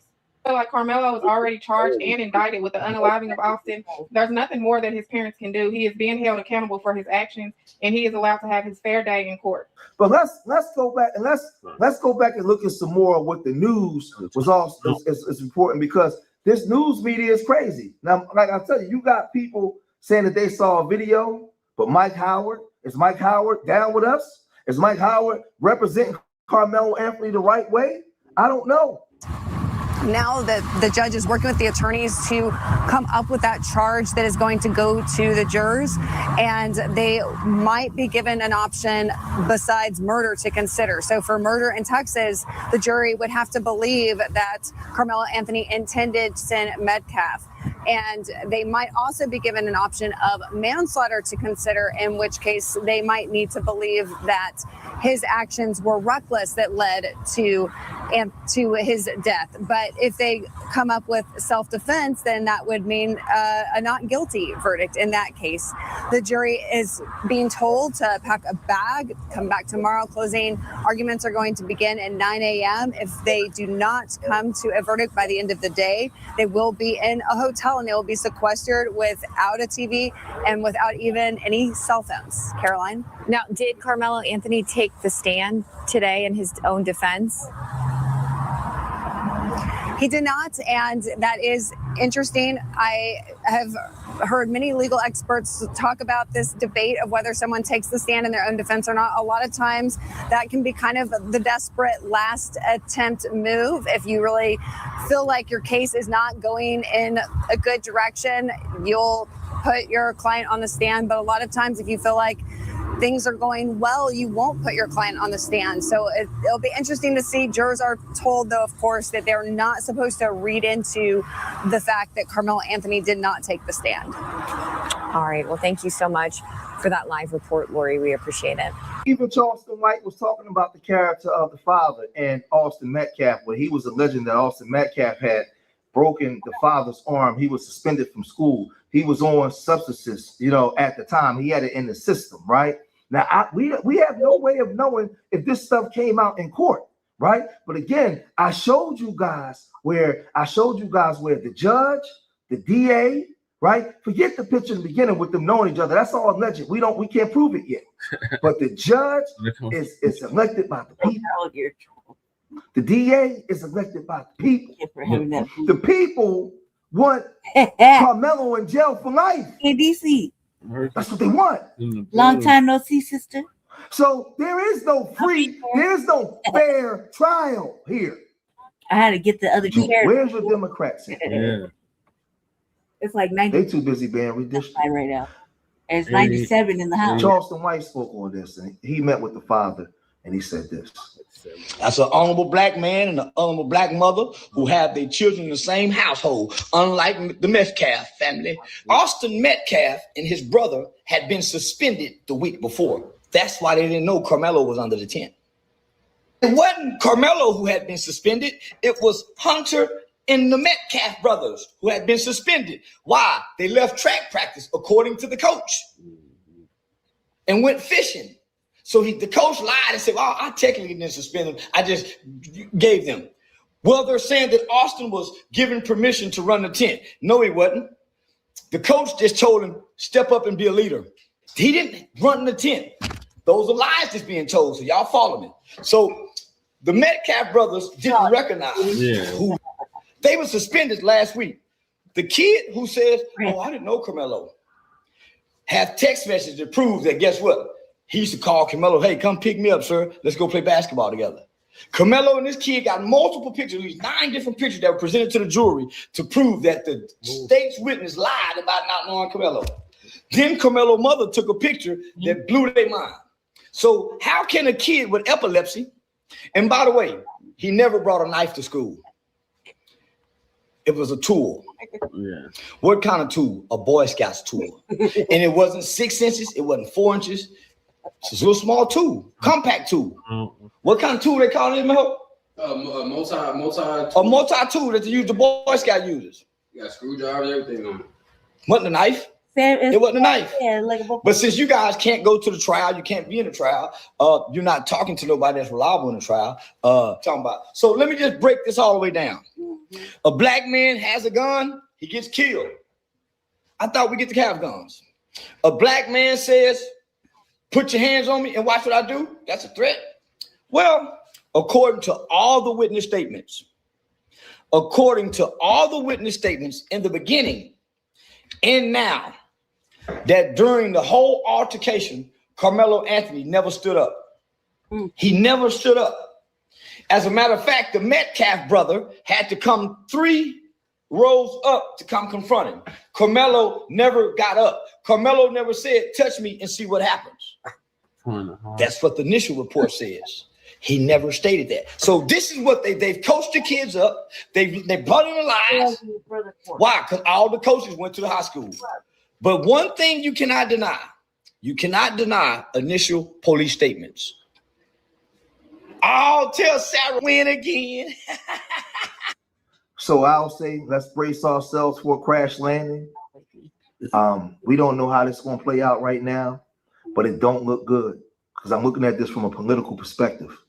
Those jurors, if they find Karmelo Anthony not guilty of all charges and acquit him, they got to go back home to their counties. They got to go back home to their people. They got to go back home to their families. See, when we talk this FBA stuff, and I say it's not just a lineage, it's a lifestyle, now it shows its ugly face. Baby, my little black man. You got black people that are so traumatized and beaten down and downtrodden that they will go along with whatever master say. And they'll come out here, you Judge Joe Brown, they'll come out here and say anything against black people because they hate young black boys. A lot of black people do. This black boy came from an intact family, a home, family doing well, was a great student. The other home was broken. But for some way, even black people, because Master told you to dislike Karmelo, you're going to dislike Karmelo. Because you look at your people through the same stereotypical lens that this W man looks at us through. You're traumatized people, man. But brace yourself for a crash landing, man. Y'all gotta let me know what y'all think. If you made it this far in the video, hit that like button, subscribe to Street Media TV. Leave your comments in the comment section. Remember, I love y'all. Till the next time. Peace. So the fix was in. Just like Clearly. I mean, it's been in for like since jump.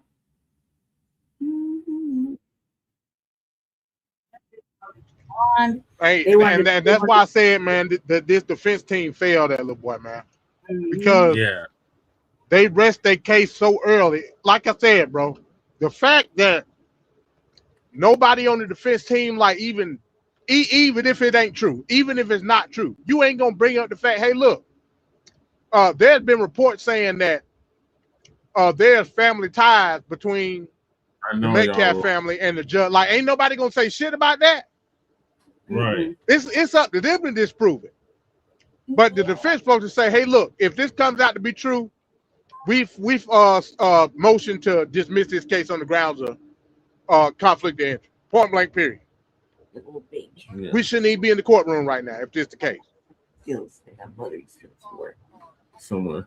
Y'all see my little black kitten? Let's see a little black magic, y'all. So they get away. Look. Let's see. Get over here. Stop playing. Black magic. Although they're like a little baby. Outside just as my mothering skills is on point. She's chill right now. She don't like to be held like this, but she's chilling. She's chilling really hard. Getting bigger. As a real baby, that I'll be like this the whole time too, until it got like a good 9 pounds, and then I wouldn't hold her no more. Look, she probably asleep. I'm just patting it. you know, everybody's ever had a baby, pat their backside, all of a sudden they fall asleep. Well, you fall asleep like a motherfucker right now. No magic. Go sleepies. Yeah. No, it was a setup. I feel like there was the lawyer didn't even try. No, and they could have fought to have it. They could have fought to have a juror of his peer, at least one. They could have fought a little bit harder, filed some motions. I mean, what is all this money for if you can't file motions and, drag it out a little bit?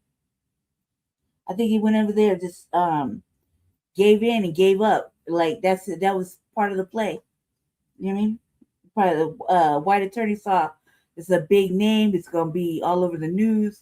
He's gonna make a little name for himself with this case. So you're not gonna put no effort into it and put the boy under the jail. Like that's pretty much how it feels like they handled it, which is really terrible because I feel like they didn't even try.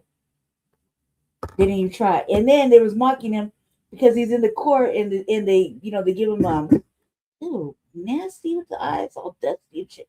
That they gave him they told him he was guilty and he was he was beside himself. He couldn't control himself. Started to get upset.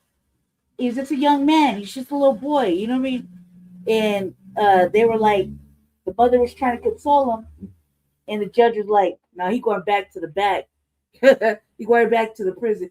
We do things different now. He's property of the court, like that." And it took him. You know what I mean?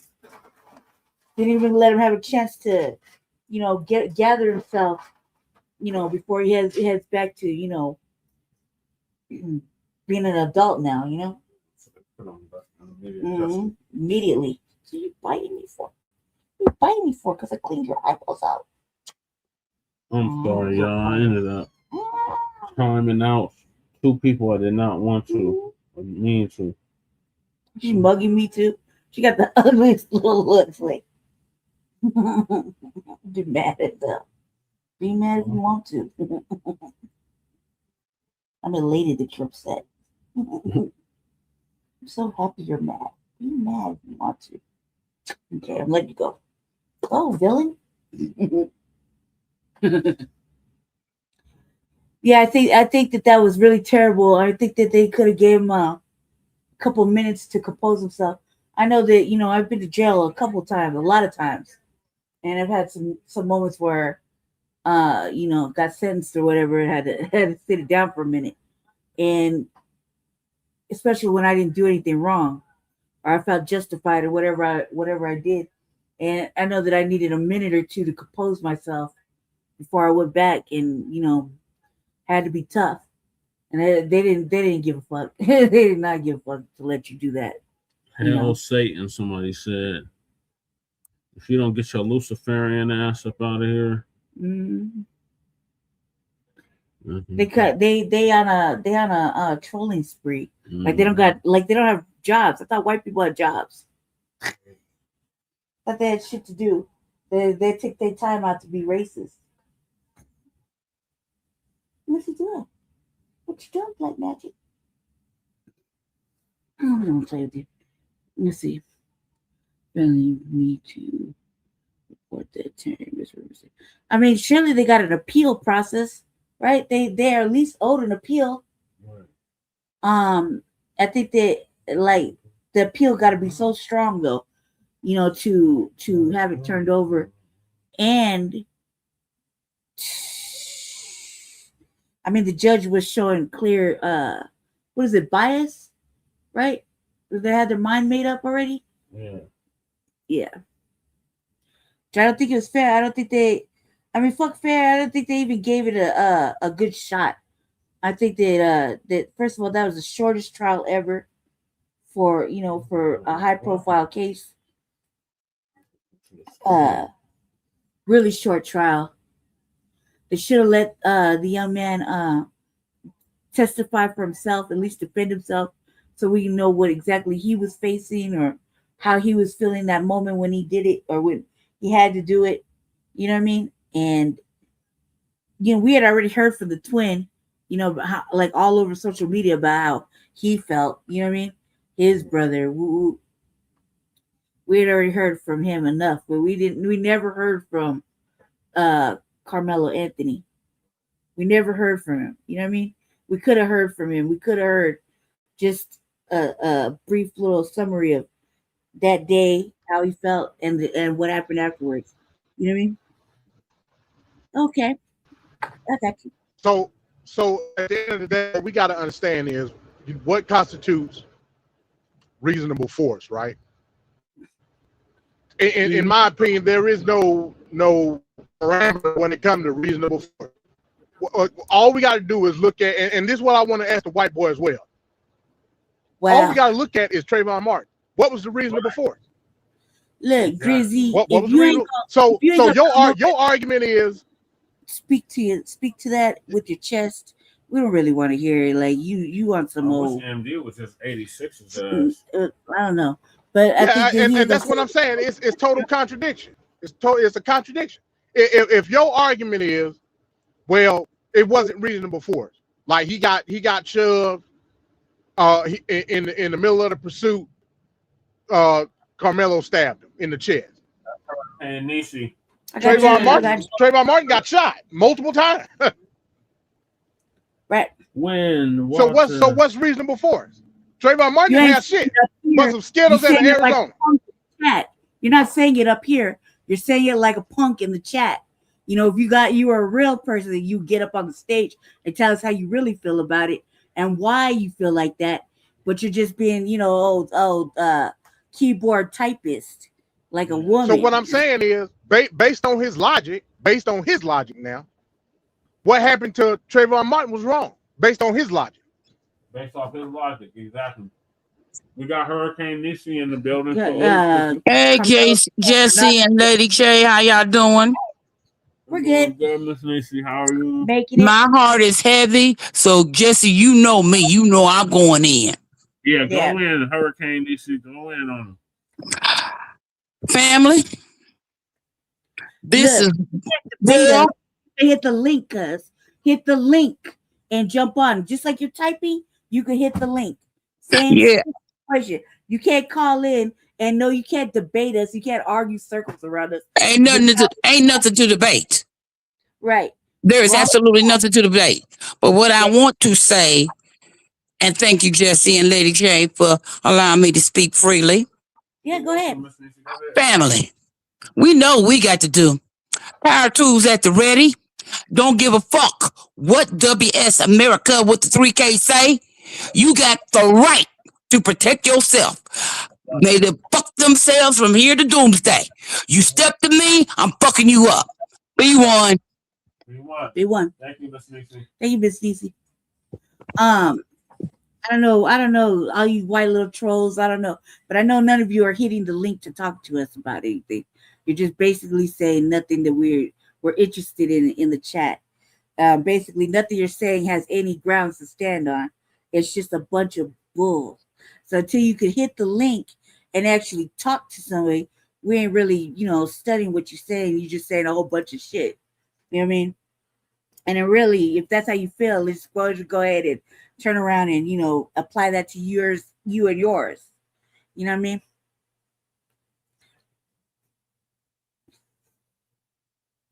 Okay, Fleece Johnson. Right. We got Fleece Johnson in the chat. Okay, so if you black, then you really a coon. And that's a real coon shit. You race trading fuck. Why don't you get up here and actually say it with your chest? Black people say things with their chest. Right. But coons and marks and race traders and I don't know what else, ain't gonna do that. You know what I mean? You one of them. You're not one of us. You one of them. And we ain't listening. So what you gonna do about that? Yeah. Yeah. If that was your child, you gonna feel the same way? When them white folk tell you they want to put you and yours under the jail and hang you and all that extra shit, you gonna feel the same way? Or you just content with it? Like the white man's ice is colder. You know what I mean? Oh, fucking biscuit eating ass coon. Tap dancing ass There's fool. always one. There's always that one, right? You one of them. Oh, fucking mark ass bitch. Like just look. I can't stand motherfuckers like you. Y'all make the fucking race really ugly. And you ain't standing on shit. You just typing like a woman. Probably wearing a thong and shit. Probably light-skinned. Yeah, don't let the shade deflect the message. So this grizzly guy, like he black. So I'm gonna ask you the same. I'm gonna ask you the same question I asked the white dude. What do you see from a legal standpoint that justifies this conviction? That's all I want to know. That's all I want to know. Let's see. Now I saw another guy say, you're black. You can't say that here. Your child gonna be accused of whatever. And they're gonna put your baby under the motherfucking jail. How you gonna feel then? How you gonna feel then when your black child tries to defend themselves? And it's I'm white and I say so, coon. How you gonna defend it? How you gonna feel about that when they put your kid under the motherfucking jail? Huh? You gonna feel the same way? Or you gonna be kissing Master's boots? I got another one. He's guilty. Biscuit eating ass. Crumbs. Like I said, what I'm asking is a simple question. I ain't asking for no emotion. I'm asking simple questions here. Yeah. From a legal standpoint, what justified? That's all I want to know. Then also take this to. I saw another got comments say both him and Chud are guilty, right? Yeah. Here's the difference. Yeah, we do agree. We're talking about segregation from you nabiscos and coons. Well, the circumstances is different though. We're talking about in defense of provocation and pro provocation. Karmelo Anthony didn't provoke nobody. He ain't provoked nobody. Chud the builder did. Yeah, he did. So in the sense of if we're looking at it from a legal standpoint, you got to look at fighting words, which is a legal term. Mm-hmm. If you provoke somebody to the point of violence, that violence is a burden on you, not the aggressor. So no, they're not the same. Not in no way, shape, or form are they the same. Right. Karmelo Anthony didn't provoke nobody. Right. I just really want to know what they would do if they black child was defending themselves and it's on White Night Say So. You gonna lick massive shoes and go along with the program? You know what I mean? Is that really what you gonna do, Grizzly? Is it you gonna eat his butter biscuit and say, go ahead and lock my child up? He was defending himself and I'm White and I say so? So undereducated. Your mama's undereducated. You probably come from low grade stock. That's why you typing like They could have hit the link like an hour ago. Right. You could have hit the link. I'm asking a serious question though. Is that what you're gonna do, Grizzly, when your black child defending himself against white supremacy? You're gonna go ahead and lick Master's boots and go ahead and lock him up and let him swing and all that extra shit that you were saying earlier? I really want to know. My child would never. You don't know. You better stop. That's a bunch of bullshit. You don't know what type of situation. You don't know. You don't know what type of situation that your child could be in any given moment. You just don't know. That's part of parenting, right? You can say all the shit you want to say to your kids. At the end of the day, real life situation is totally different. And we all grew up knowing that shit. Like, we got taught certain manner and morals and shit like that. There's no such thing. Right, we live in real world, man. Like when you're in the mud, bro, it's only so much you can do. Exactly. When you can throw that shit out the window. Right. You said my kids ain't ghetto. So people get miss me with that shit. It ain't about being ghetto. At the end of the day, what you gonna do if your kid was faced in that situation? You're saying my kids would never. You don't know. Karmelo Anthony wasn't ghetto though. I had a little girl. She was 5 years old. I took her to kindergarten. Pretty little girl, right? And a little boy stabbed her in the face with a number 2 pencil, right? A little boy, kindergarten. Little Mexican boy stabbed my little girl in the face, right? And I went and did what I felt was, a reasonable black parent should do. I did what I had to do, right? And I took my little girl out of school, right? Because some little boy had stabbed her in the face with a pencil, right? A pencil in kindergarten. That little boy was going to grow up to be a murderer. I knew it. I felt it. I seen it. I seen where his stop came from. But this is what I'm saying, lady. You allowing him to put you in a bad faith argument. Karmelo Anthony wasn't ghetto. No, he wasn't. He wasn't. He came from a good stock. By all standards, he would actually be an uppity nigga. Yeah. By all standards. You're allowed to have shit. You don't even know. So again, you can't allow these people to get you in no bad faith argument, Lady Che. That's you got to ask these motherfuckers fact-based questions. Right. They can't answer the fact-based question. Look, Jesse Landry, whatever your argument is, you have no idea who you're talking to. You don't know anything about what you're saying. You're just saying things just because you're emotional. What I'm saying is just because I feel like it, but it's not because I'm emotional. I know exactly that you would not do half the things you're saying, and all the stuff you're woofing. It means nothing, right? It means nothing. The little boy, Karmelo's family was a good family. Karmelo had a job and was in the church. He was doing good things. He was an honorable student. He was running track. He was supposed to be there. Unlike the other boy, okay, and his family, he was actually a good child, right? And we don't see that many, but when we do, we have to highlight that. Okay, good stock. Good stock. That means good pedigree. Not mud. The family was the quintessential American family. I want people to understand that. They was the quintessential American family. The mama did not work. She was a stay-at-home mama. She didn't work.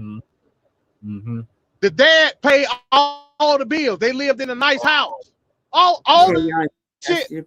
The American dream, all in one pot. Shoulder shrug. I feel nothing. You can't get no more American than that family. Yeah, you're right. There wasn't nothing ghetto about him.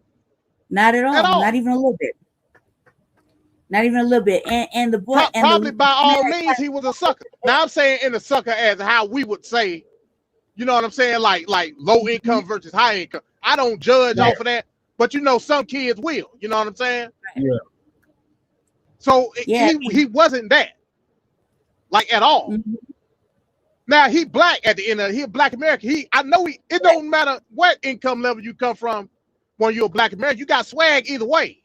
Right. You know what I'm saying? Right. So I'm pretty sure he had the swag. Yep. And jealousy. But white. There you go. There you go, Lady J. You just hit the nail on the head. Jealousy is a motherfucker. It don't matter what way of life you come from. The black American, we just got the aura, bro. That's just what the fuck it is. Yeah, we got that majority spirit. Right. And that really shows the side of like what's going on in chat. Just jealous the way y'all saying all this mean, all this ugly spirited stuff. You know what I mean? But it's all right. You got to live with yourselves at the end of the day when you pass this racial white supremacy. Wrong. When you pass racial and white supremacy like this, then you know you got to live with yourself at the end of the day. You got to look at yourself in the mirror and say, I'm a racist. And that's really who I am. You know what I mean? Or I'm a race trading coon. That's who I am. Yep. And live with yourself with that. At least we know that the little boy that Karmelo Anthony had a promising future. Yep. And it was taken away by racism, white supremacy. Simple as that. And he was in the right. He was defending himself. Right. I mean, like, by what? When are we not allowed to defend ourselves? Ever. According to them, never. Never. So it's wrong for us. Here you got these big ass white boys that's towering over you. Yep. Yeah. About to get ready to beat your ass. You know what I'm saying? Yep. And to your point, Andy, you know, he's a black man in America, which is probably one of the most endangered. Exactly, Curtis. Endangered species. You know what I mean? Thank you, black Curtis men in America are exactly. endangered. They're it's dangerous, right? Yeah. They're taking our warrior class and throwing them either in jail or ending them. Yeah. You see what I'm saying? There's an endangered. You're at risk. You know what I mean? We have to protect you. We have to look out for you because that's how serious it is for black men and then black women. You know, black children. Definitely black children. They was coming after our black children. This is one example of them coming after a black child.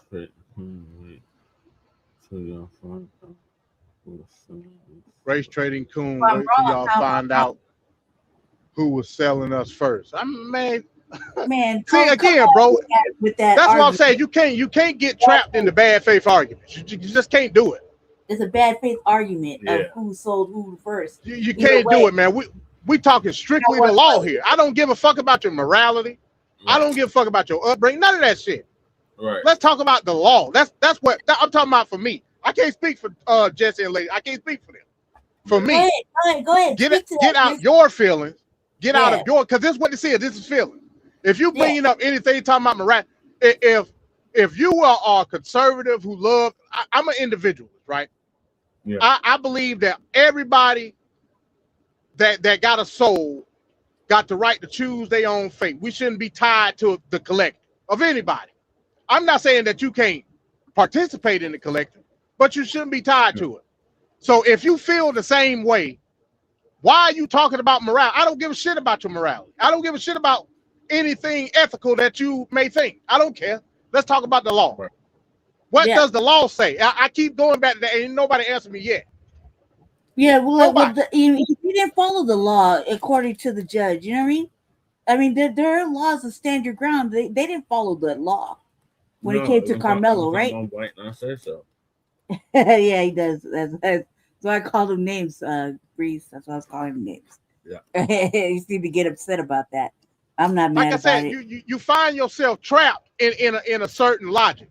If you justify this conviction you then have to turn around and say what happened to Trayvon Martin was wrong, because it's the same situation. Yeah.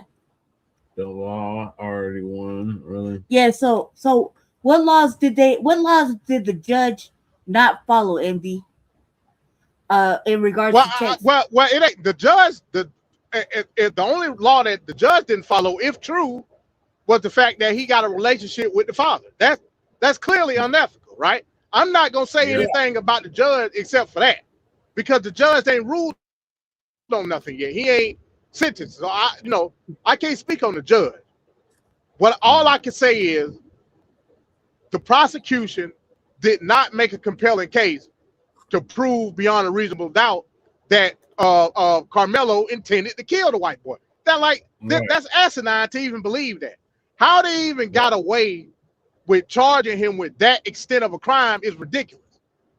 Right. Again, we got to look at it for what the crime is that he was charged on. The crime was murder with the intent to kill. You got to be a dumbass if you believe Karmelo Anthony intended to kill the white boy. You got to be stupid. Yeah, so I thought on the charge alone he was gonna get off, because it's dumb. But again, we see the situation that he got put in. No black jurors on the stand. 600 majority jurors. White, and I think it was a chink on the stand.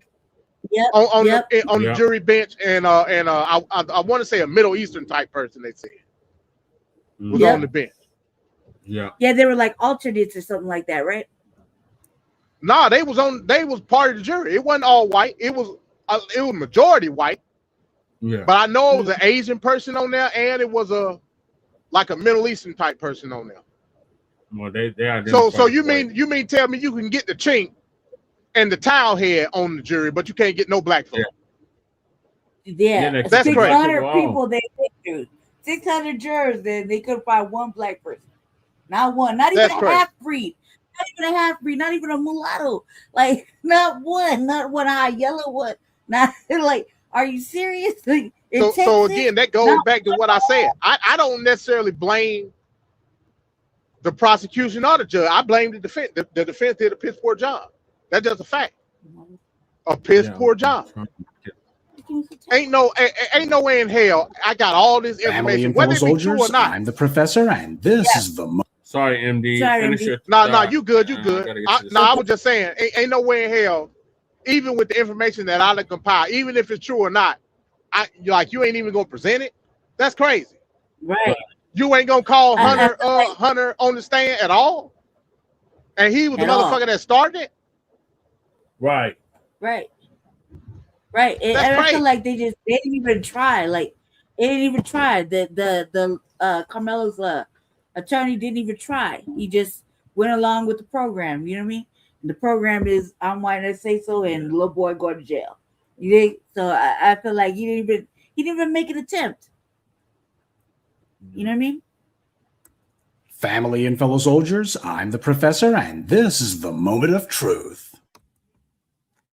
The Austin Metcalf murder situation has shown just how far the white media and other interested parties will go when it comes to trying to make sure that black people are indoctrinated to not defend themselves under any circumstances. Now let's get something straight right off the bat. Austin Metcalf assaulted Karmelo Anthony. That's not even up for debate. It's admitted. He threatened Karmelo, charged at him, assaulted him, and then lost his life as a result of that.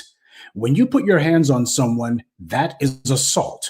And that's why Karmelo Anthony warned him to stay back. And when Metcalf didn't, young Karmelo didn't attack him. He stood his ground, as the law says he has the right to do, and warned the aggressor Metcalf that he would defend himself if he came any closer, as Texas law states he has a right to do.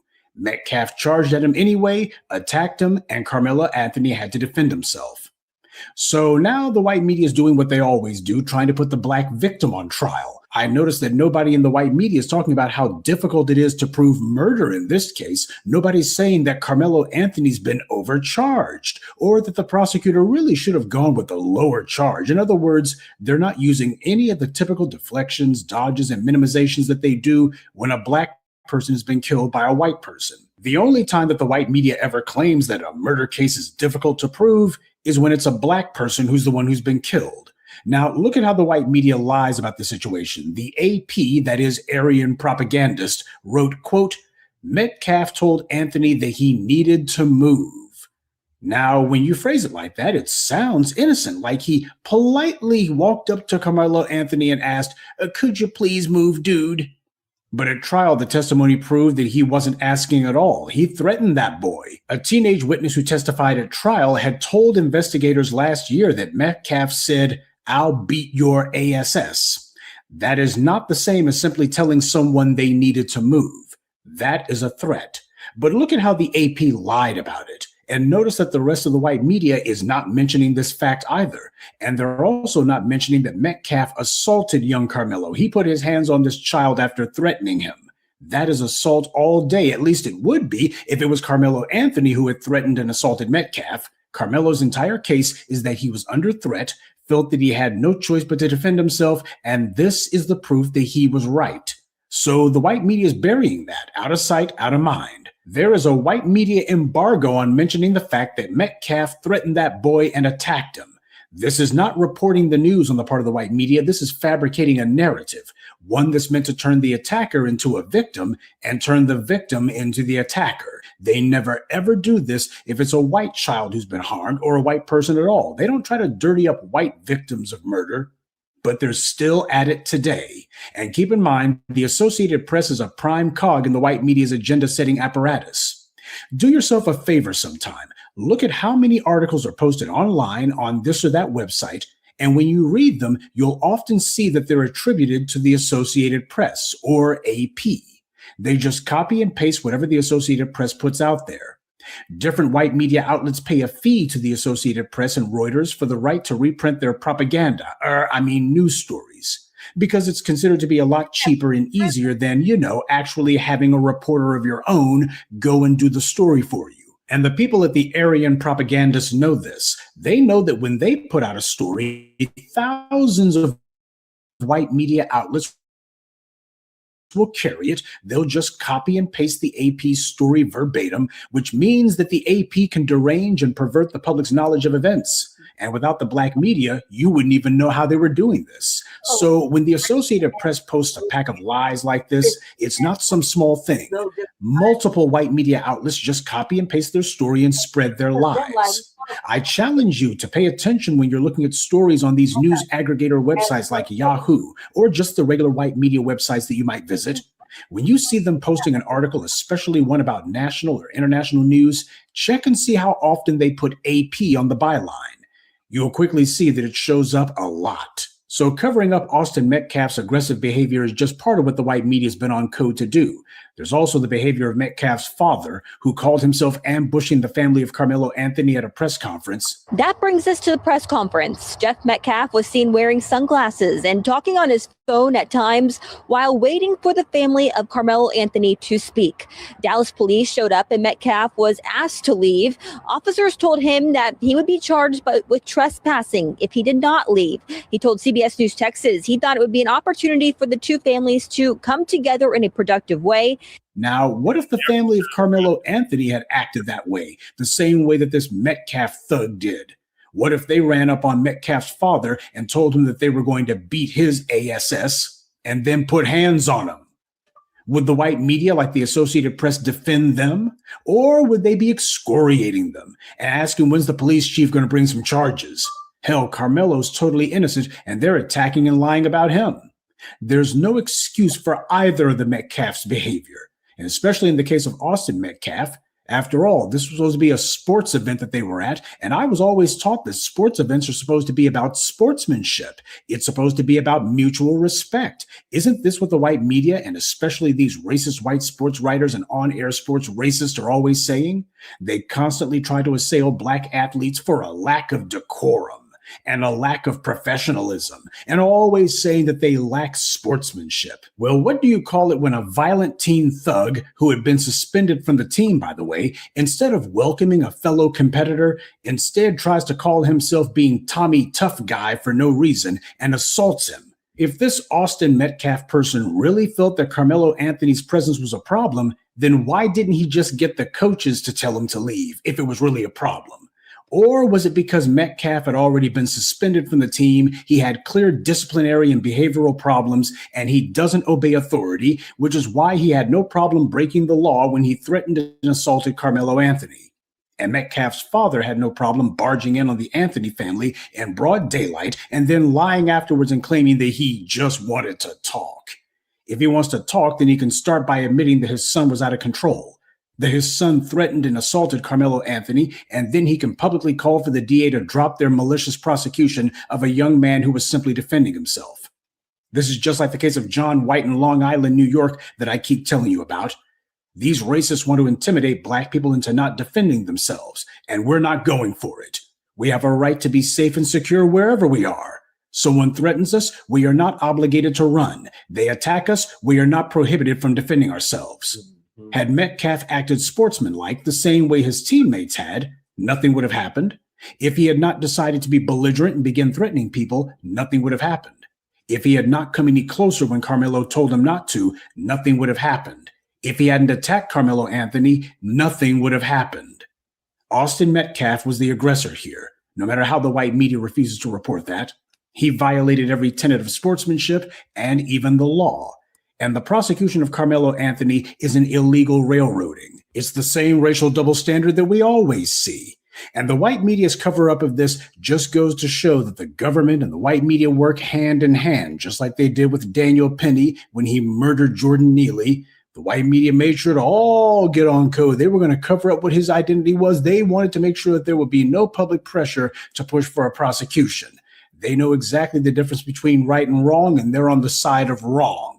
And the fact that they're going to these kind of lengths to put a young man in prison because he was attacked in public and defended himself, it just goes to show that they've seen cases like Corey Pujols and John White and Kenneth Walker and others. These were Black people who defended themselves, and the white media is desperately trying to find a W. They've been taking too many L's on that front. They need a W. Doesn't matter what truths they have to cover up. It doesn't matter what laws they have to support undermining. It doesn't matter what rights they have to trample on. That's the white media's stock and trade, illegality and immorality. Their sick agenda of trying to demonize Black people who defend themselves for the sake of intimidating Black people to sit on their hands when they're attacked, that is not going to intimidate anyone. No matter how the white media refuses to actually report on what happened, everybody knows exactly what occurred. Karmelo Anthony did not approach anyone. He did not threaten anyone. He did not attack anyone. Austin Metcalf, on the other hand, did all three. And when you look at the behavior of his father, you can see where he learned it from. Nobody says that what happened was a great thing or even a good thing.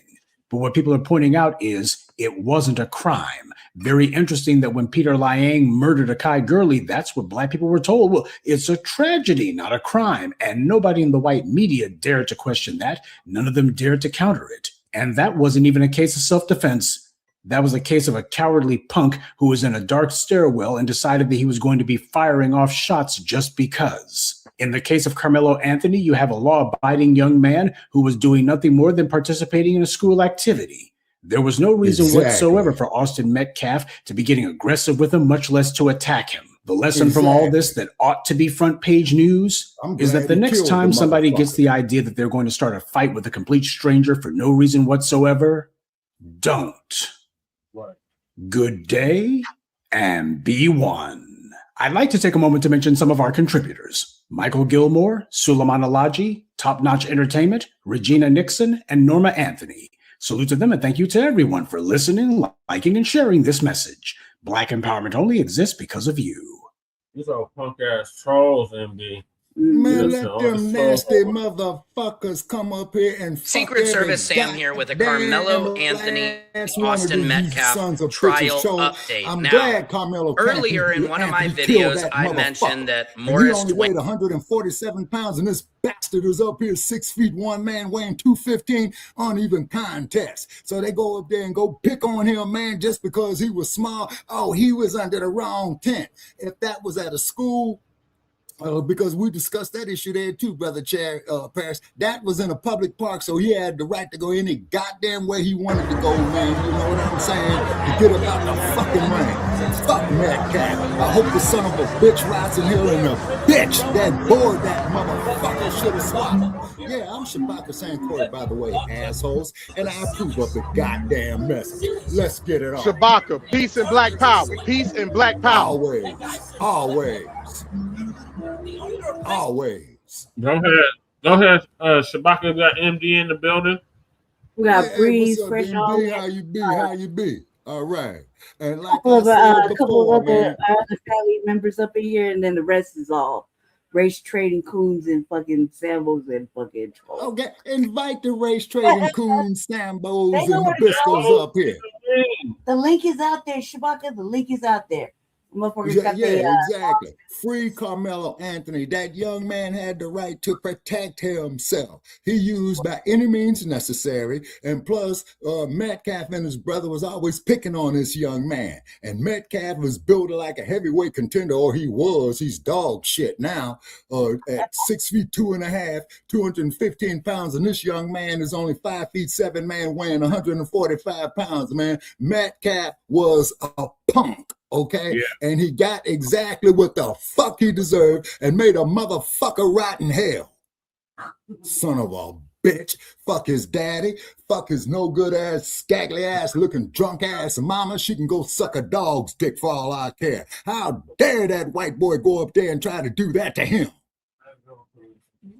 Oh, and by the way, people, to piss you off some more, when we do Shabaka's Black Experience Enhanced this evening, we're going to be talking about the Atlanta child murder case from 79 to 81. Yeah, so this is some good sparring for right now.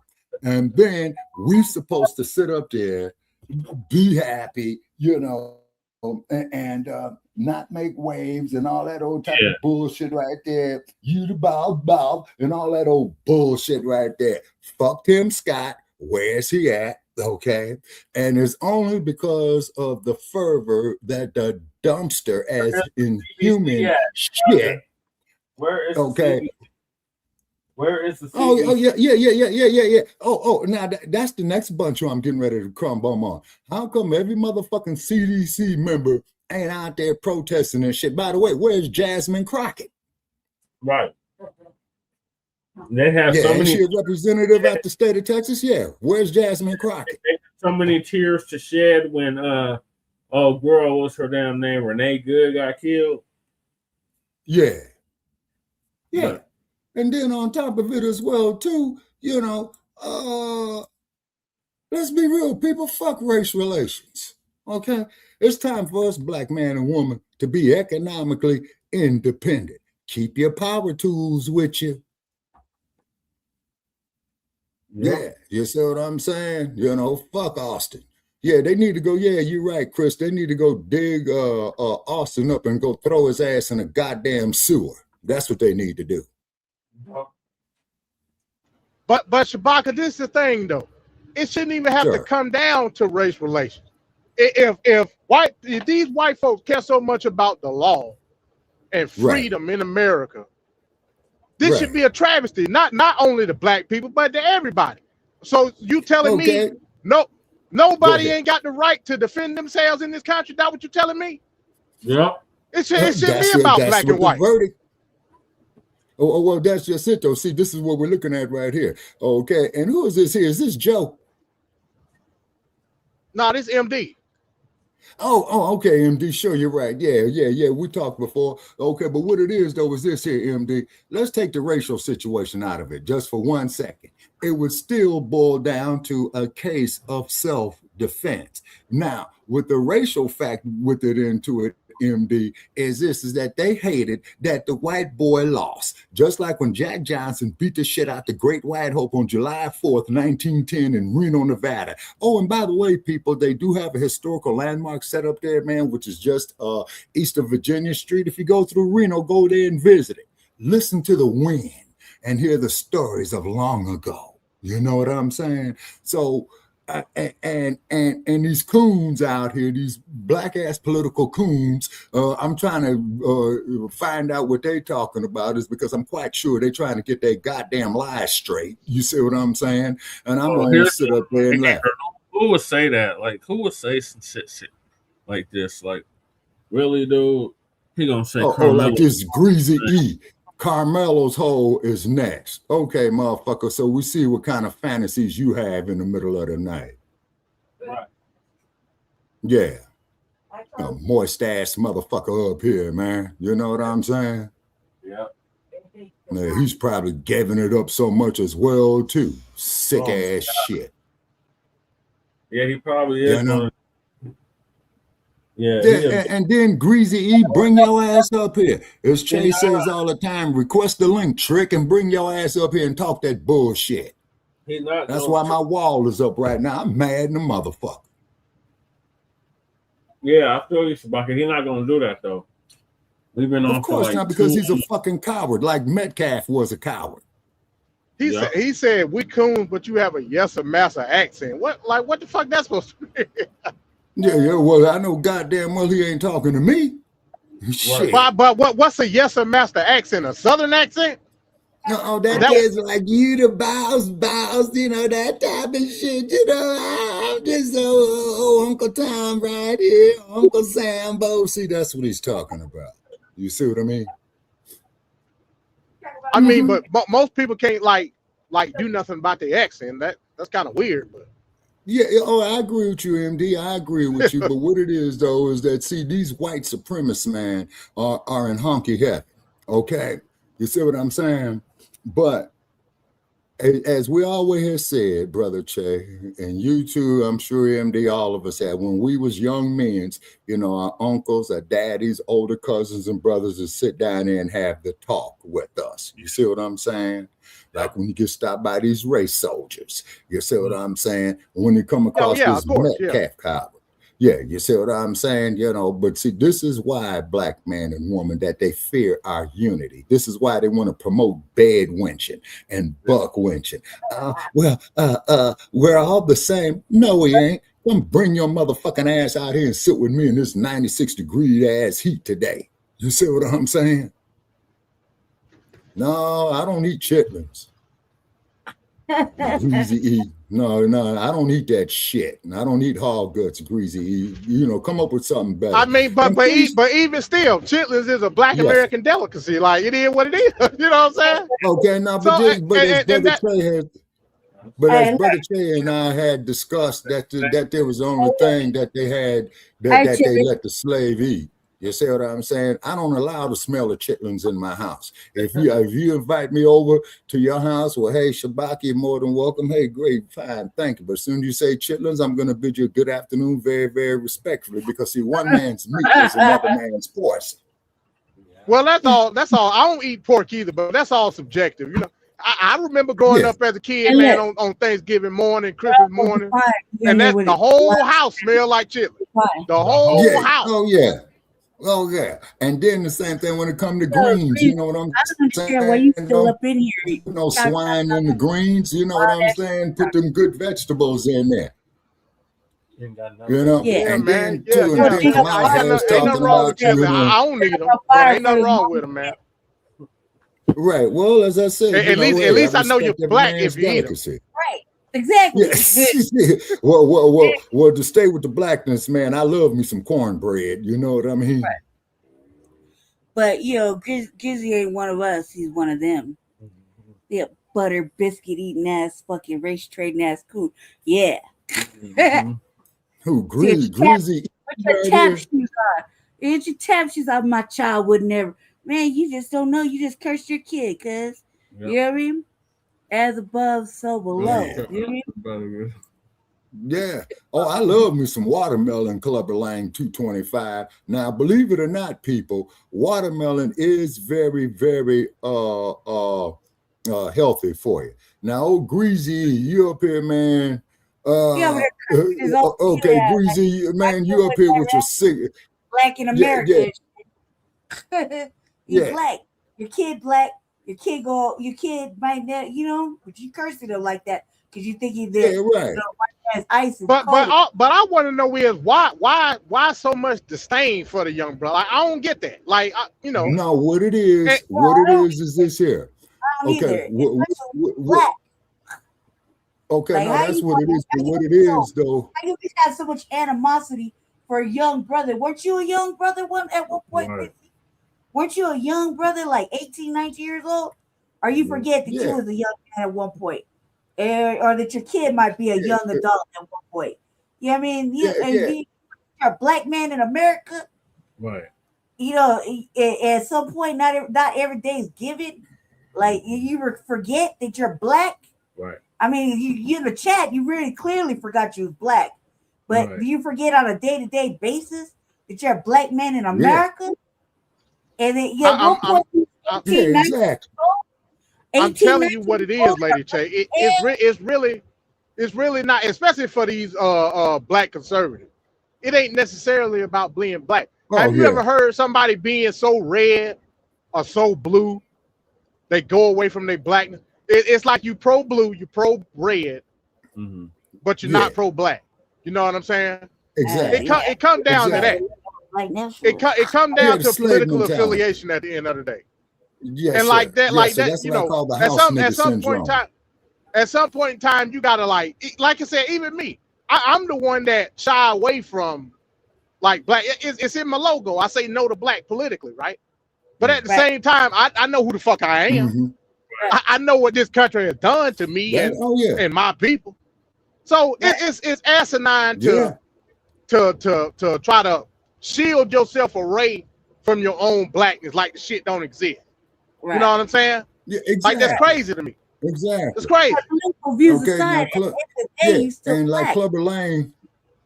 Okay, now Clubber Lang 225 said, he said he should have thrown his hands. I fought grown-ass men when I was 13 years old. Okay, well, Clubber Lang, I don't know how much you weigh, sir, and what have you, but keep in mind that Karmelo Anthony, man, only weighed 147 pounds, and I think he was only, what's that there, Brother Chair, about 5 feet 5, 5 feet 6. Metcalf is tipping the damn scale. And Metcalf is tipping the scale, man, at 215, and plus he's 6'2.5". Okay, So he was both of the brothers was linebackers on the football team. Both of them was linebackers. Right, that's what I'm saying. Okay, and that motherfucker's lying on his back in that damn hole for eternity. I hope the goddamn the worms pissing shit on him. You see what I'm saying? Yeah, he's linebacking all right, straight, stretched the fuck out. You know, and I was just thinking, man, you know, with a loved one today. You see, and we was talking about this situation right here. You see what I'm saying? Hey, black man and woman, go teach your children how to shoot, how to use some power tools, protect yourself by any means necessary, because you got the right to live too. You see what I'm saying? Although they don't like us having that right. You see what I mean? Okay, and people wonder why I missed the days of Muhammad Ali. We used to love to watch Ali beat up white hopes and Uncle Toms. You know what I'm saying? And then and on top of go ahead. Yes, sir. Oh yeah, and then any house niggas out there like Terrell and Floyd Patterson. You see what I'm saying? Now, Clubber Lang says, I've seen 135-pounder knock the spark out of a heavyweight size matters, but skills matter more. Okay, I understand that. But that wasn't that situation. That boy was gonna get jumped, man. He was gonna get jumped. Exactly. Right. And then there was Metcalf and his brother jumping on him. You see what I'm saying? You see what I mean? So he was outnumbered 2-1 already, and just for the simple fact, man, because everybody's participating in some type of athletic sports. If it's fucking raining out there and there's a damn tent, man, you might be the opposing team, man, but I ain't gonna sit out there and get wet. You see, and that also lets you know the mentality. That lets you know the mentality of Karmelo. Like I said, I'm not gonna say I know if he had hands. I don't know. You know what I'm saying? But if he immediately pulled out that tool or whatever, that goes to, you know, I can only assume at this point that maybe he was like, hey, look, man, like these white boys finna get ready to whoop my ass. I got to do something. Right. You know what I'm saying? Yeah, right. So that's preemptive defense. That's preemptive defense. Okay. And Greasy E says, no wounds or bruises were on Karmelo. Stay, man. Come on, man. You just ripped him up. So how you get jumped but no evidence of it? Greasy E, check this out. Why don't you go get fucked in your ass and get the fuck up out of here? How about that? Okay, because I'm not in the mood for that bullshit. Right. Again, now we've been on for over an hour, Lady Che. Yeah. I still have had nobody to answer my simple question. What's that? Legally saying what validates this conviction? What somebody need to tell? I don't know yet. Ain't nobody answered it yet. Okay, no, and see, the conviction is invalid. The conviction is hatred of all white jury. Just with it being an all white jury, went to go to show that he did not get tried by a jury of his peers, because his peers would be people of the same racial background, economical status, political status. You see what I'm saying? So what this was here, this was a revenge conviction. You see what I'm saying? Because Metcalf, the big all-American white boy, got kicked off the goddamn planet by a younger, lighter brother. You see what I'm saying? And then, like Clubber Lang says, legal, he had no money. That's why he lost. But that's a lie. So he had a public prison delivered. No, yeah, wait a minute. Didn't they have a GoFundMe for him, man? For his they had a GoFundMe, and they got a legal team. So that's a lie. Yep. The Black community set it up. Okay. So Clubber Lang, you just been proved a liar. 225. You know. That's a lie. He had the money. Okay. Yep. Okay. Now why? Okay. Now why did the defense attorney for Karmelo allow all those white people to be seated, man, because he had the option of kicking them off the fucking jury. He was in on the play, man. That's all he could think of. He was in on the play. Okay, Lady Che, you want to know something? I think you're right. Okay, now let's see here. Now, old boy here says, Greasy E.E. says, if Anthony's use of the GFM, if he used the GoFundMe money on actual lawyers and not houses, cars, jewelry, and seafood, that's a lie. He might have had a chance. See, this guy trolling at this point, man. I can't okay, let the motherfucker troll. They didn't even want to release. I ain't taking him serious, man, because I'm gonna humiliate this bastard. You see what I'm saying? And by the way, Greasy Easy, be sure you spell the goddamn name right, man, and share the link out, motherfucker, and get some of your other trolls up here. If not, if you can't do that, shut the fuck up.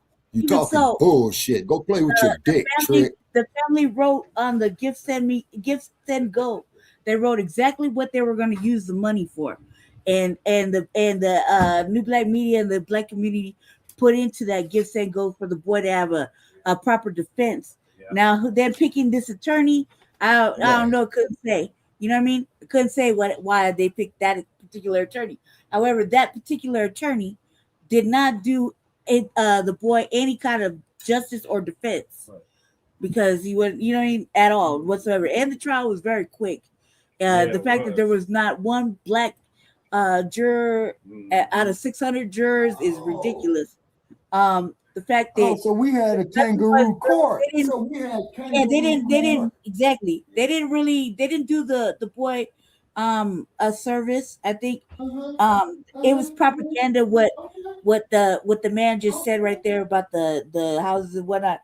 I mean, if you're black and you're going through a major case with a white boy being dead, you know, you're going to want to have to move around a little bit, because in case you forgot, they do set houses on fire. The Klan still exists. You know what I mean? Especially in areas where they feel some kind of way about a prized young it wasn't a public defender. Grizzly saying it wasn't a public defender. I just told you the defense team was the same defense team of Amber Geiger. It was no public defender. That's crazy. So like y'all continuously coming up here and lying, and I don't know why. There's not public defender. The money went to where it went. It went to the fucking attorney. Like, you got to pay for that shit. Like, what's wrong with you? It wasn't a public defender. He asked for a public defender at one point, but then they ended up getting because they didn't have the money at that time when he was initially charged. Exactly. That's what you're referring to, sir. Yeah, they did ask for it, but he ended up getting an attorney. Sadly, goddamn, man, Amber Geiger, Jesus, like, oh my God, that was an atrocity too. Okay, That was a hold horrible on, people. too. Now hold on, here's one for you. Let's talk about the goddamn case you had in Las Vegas, Nevada, where his brother was up there fucking in the fist of a woman. She was putting hands on him. He goes, they come in and kill him.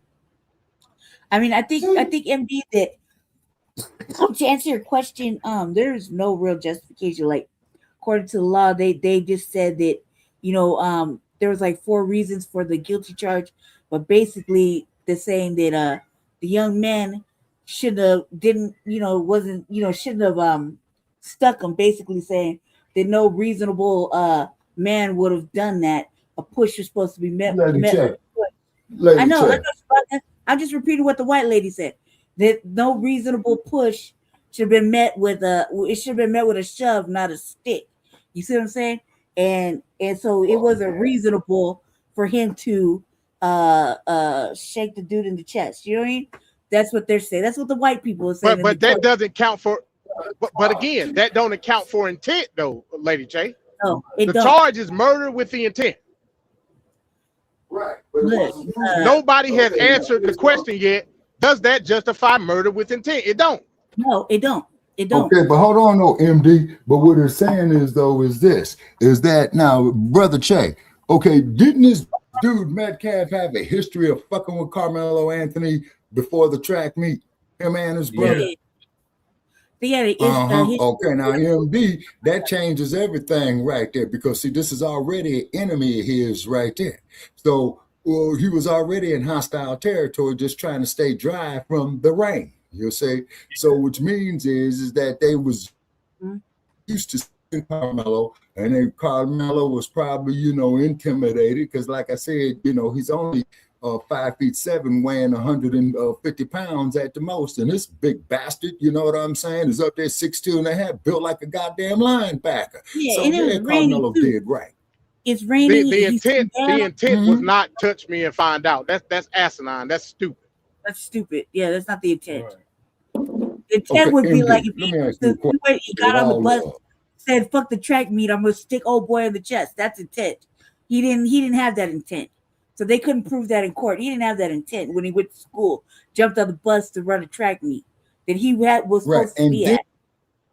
That's ridiculous. And then 2 days, more cannon fire. You all know what cannon fire is, right? Right. Yeah. You're breaking up, Shabaka. Okay. Oh, shit. Okay, what about now? He said all people come from good rallies. Yeah. This guy's trying to say the intent was the wording. Like, if somebody is threatening you now, and then you warn them about the threat, how is that intent? I'm confused as hell. Right. It's not intent. What are we talking about? No, but what it is, okay.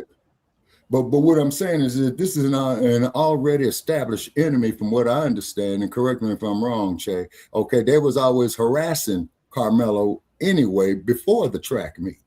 Yep. From the football team. You see? You're right. And so if a damn rainstorm is coming down, he had a right to get about that rain, because from what I understand, you all have rainstorms real bad there in Texas. He was invited to that tent. Right. Wait a minute. Say that again.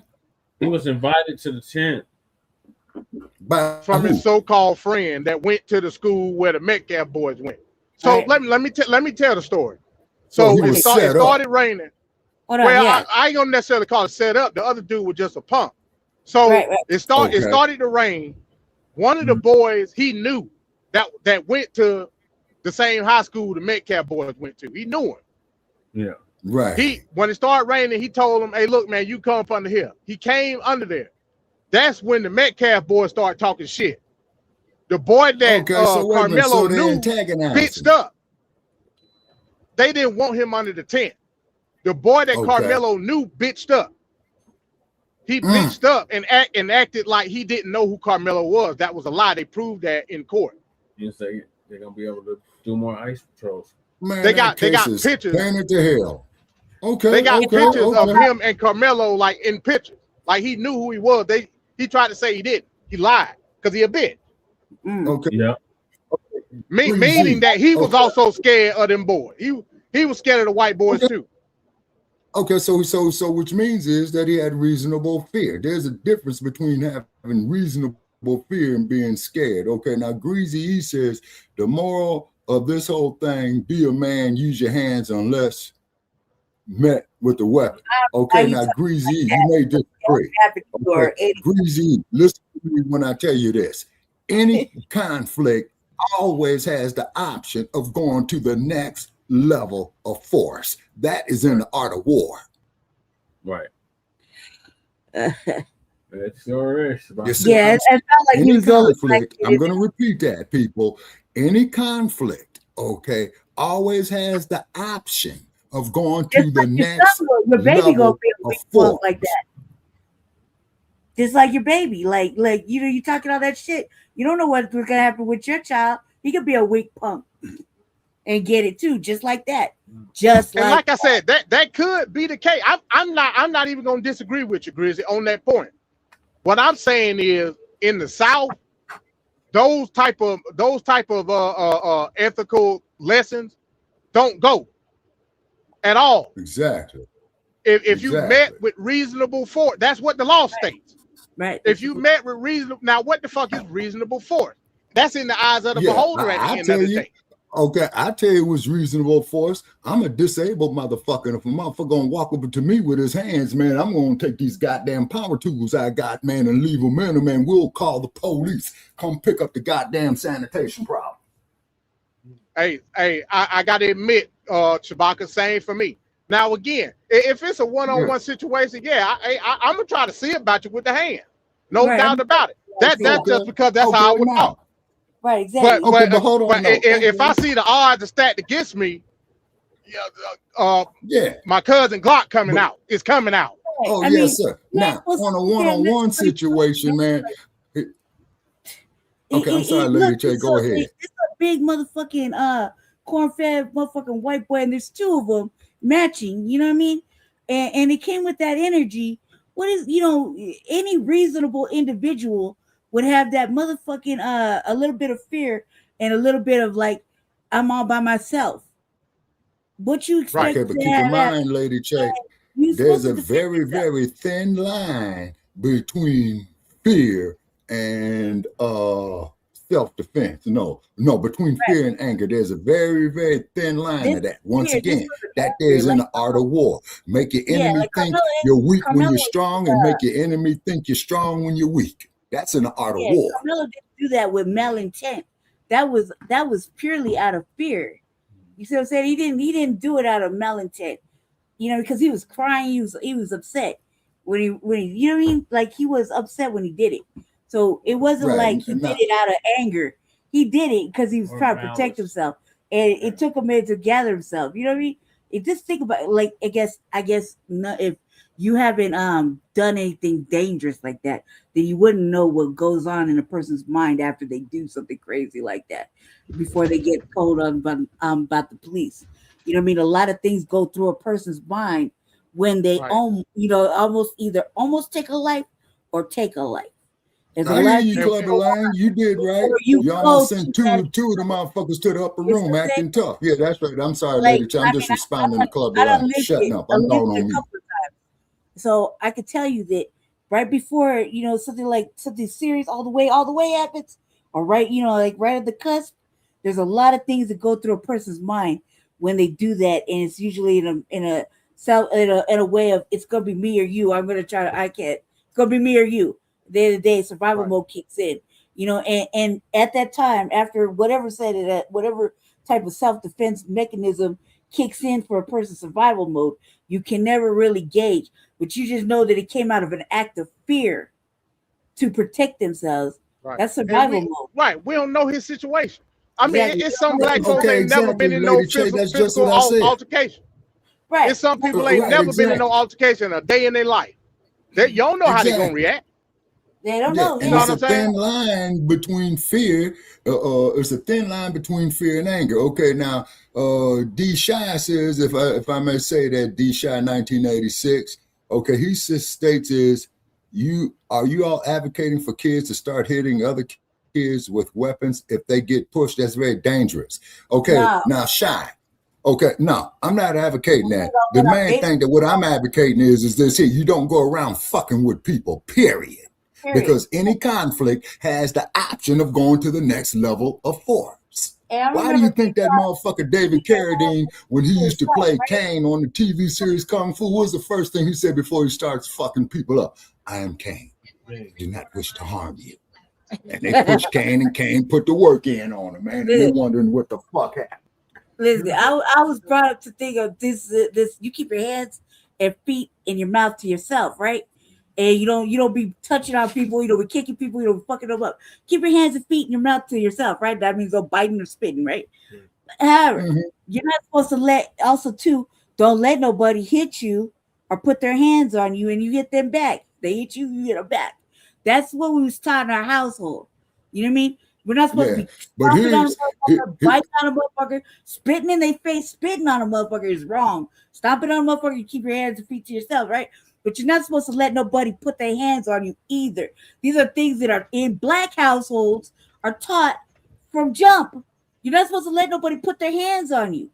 You're not supposed to let nobody hit you. You hit them back. That's just to protect yourself from small. You see what I'm saying? And we live with that growing up. To not let nobody put their hands on us, treat us like we punk. We're supposed to keep our hands and feet to ourselves. That's why you don't see Black people wilding out, spitting on motherfuckers and stomping them out like that. We usually are pretty fucking composed. You know what I mean? We keep our shit to ourselves. We don't outright grab a motherfucker. We don't put our hands and feet on them unless it's called for. At the end of the day, Lady Che, we don't know if that's what he was taught. We just don't know. You know what I'm saying? Like I said, it could be a situation where he ain't never gotten no type of altercation ever in his life. We don't know. Exactly. You know what I'm saying?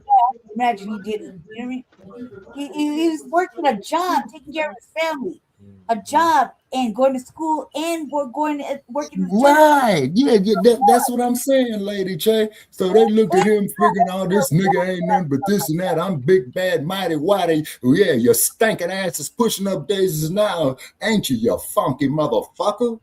Any Black proud to have a son like that. Right. You know what I mean? And they just took that. They a promising young man off the market, you know, for him having a future for whatever they feel like giving him right now currently. You know what I mean? Because it's on white and I say so. That's how that went down. On white and I say so. Now here's what happened to me, y'all. Okay, I was in a situation one time with a motherfucker. This fool here, man, he stands up there with his fist balled up. I beat the motherfucker to the punch. I was arrested. You know what I'm saying? Yeah, I was arrested. When they put me in the back of the pig car, what's the charge against me, officer? I ain't got nothing to say. Assault with a deadly weapon. What's the deadly weapon? Your fist. California got some fucked up laws. Okay, and I told the motherfuckers, and I said, if this situation happened again, I'll do the exact same goddamn thing. You see? Well, we're gonna send you to anger management. Sure. Talk about Adam Sandler, man, and them doing that movie, Anger Management. That's exactly what that bullshit was. You know, but that's what the damn court told me. You know what I'm saying? California got some fucked up laws. You ain't supposed to hit nobody back. You just supposed to move out the way. That's self-defense. And I say, officer, you up there with a goddamn taser, a fucking gun, a pair of handcuffs, plus your fist, plus you in shape, man, and you gonna tell me, man, I cannot defend myself? And that's the thing, Shabaka. That's the thing. And like I said, this let me know a lot of these people don't understand laws, right? Right. When we talk about the South, vast majority of all majority of the South is stand your ground, castle doctrine. Yep. In a lot of these other states up north, they don't got that. They got what you call obligation to flee. Meaning that like if it's danger, you obligated to get the fuck on. Yeah, you know, if you don't, you can be charged to damn self. You know what I'm saying? So, but again, a lot of us, I don't give a damn where you come from, just ain't taught that. You know, either by your parents, your upbringing, or by trial. Hell, a lot of us find that shit out by trial and error. I know when I was a little kid, I used to just get my ass whooped. I didn't know no better. Until I figured out, hey, look, at some point in time, I'm gonna have to fight back. That's how I learned how to fight. You know what I'm saying? Exactly, man. Because if you I'm don't like, man, I'm fight tired back, of getting man, my you're ass gonna have whooped. problems with that. Yeah, and you're gonna have problems with that motherfucker, man, for the rest of your life. Like I was in elementary then school. once you start fighting back, you find out, hey, like I can like actually beat his ass. You know what I'm saying? Yeah. That's how I learned how to fight. Right. Yep. You know, didn't nobody teach me how to fight. I learned how to fight through trial and error. Right. Getting beat up by bullies and shit. I'm like, hey man, I ain't gonna take this shit no more. I'm just gonna fight back. Lo and behold, I whoop your ass. And you don't mess with me no more. Yeah, you know what I'm saying? You see, I did that, man, when I was bullied as a kid in school, man, and I got so mad. I told that motherfucker, I says, when you come to school tomorrow, motherfucker, you getting your ass whooped. And man, I was going around the whole elementary school like Ali versus Frazier, man. The fight's going down tonight. I caught up with this punk ass motherfucker, man, who was trying to go another way. I smacked the shit out of him. He didn't do nothing, man, and I went to town on his ass. Yeah. Two of the students to pull me off of him, and the principal officer, well, we got to call your mom. And my mother said, don't you hit my child. What the fuck happened? And then I told mama, you know, what happened. She says, oh, that's why you were so eager to go to school today. Shit, generally, I had to put my foot in your ass to get you to go to school. So that's why you were so eager to go to school today. Hell, Shabaka. Some of us get our ass beat at school, right, and come back home and tell mama we got our ass beat, and then get another ass whooping from your mama. Oh, yeah, exactly. That's what my mama said. Yeah, that's what my mama said. She says, the next time I see you getting bullied and you don't do nothing, I'm gonna whoop your ass myself. That's exactly what my father said. My father was already off me and my brother. So then you in between the rock and the hard place. Now you ain't got no choice but to whoop ass. Right, I'm getting my ass whooped at home. See? And then I go to school and some fuck shit happens at school. Not even really my fault. They say, no, I'm fighting at school. I'm getting whooped up at school, like jumped at school, right? I go home and get whooped off for A, taking off my jewelry, and get jumped, and then B, for not fighting back. And it took a long time to really learn how to have any kind of skills, because I grew up in a man raised me, and a man that was a very took care of my brother. You gotta think about it, Lady Che. Okay, Frank Sinatra says here, don't forget the white boy broke his daddy's nose. He been violent as fuck. Why didn't the Lord mention that? Shit is real. I'm sorry, Lady Che, go ahead. And he taught my brother how to fight. But as a girl being raised by a single man, you know, I'm supposed to be like a lady. You know what I mean? I'm not supposed to, and I carry myself like a lady. I'm supposed to be fighting, arguing, talking shit, you know, any of that. So when I'm already getting my ass whooped at home by a father, you know, I gotta go to school and I'm, you know, some fuck shit happens. It's like that. I had to learn how to fight when I went into the system. It wouldn't be taught at home because, you know, my father wanted to raise a good little girl that wore dresses and not, you know, outside in tennis shoes kicking ass. You know what I mean? So he taught my brother how to do Lady Che. Okay, Lady Che. Yes. Okay, Lady Che. Don't you know that the female is the most deadly of the species? The most dangerous. Yeah. You think Amaru? Okay, you think Amaru's gonna stand there and let somebody abuse him? No, Amaru gonna go up there and use them tiger claws and them teeth on you. Yeah. No, just saw it. Terrible. Okay, W12 says, just like, okay, W12, could you put your comment back up, sir? Okay. He says, just like pissing off a game, $20 doesn't deserve the death, neither does pushing someone does it right, black people. Let me tell you something, man. You know, let a motherfucker come up here and push my ass, man. I'm gonna be using any means necessary. This table, this ashtray, this goddamn laptop, man. He's gonna be eating this motherfucker. You don't go around putting your hands on people. This is why you always hears me say, I always refer to men as sir and women as ma'am. Okay, Clubber Lang says he hit a football player once and he did the Zab Judah chicken legs. Oh, man. Clubber Lang. Jealous. Clubber Lang, I met Zab Judah, man. So what I'm saying is, you know, what I'm saying, I can't say that about Zab. Yeah, I met Zab Judah.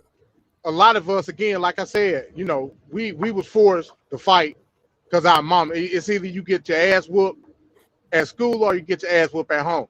The ass whooping at home had emotional ties to it. Yeah. So you didn't Exactly. even if it hurt worse to get your ass whooped at school, you ain't want that mama ass whooped because of the emotional tie to it. So you ain't had no choice. Yeah, hey, I got to go to school and handle business. And hell, you never know, man. You might come out on top. You never know. You know what I'm saying?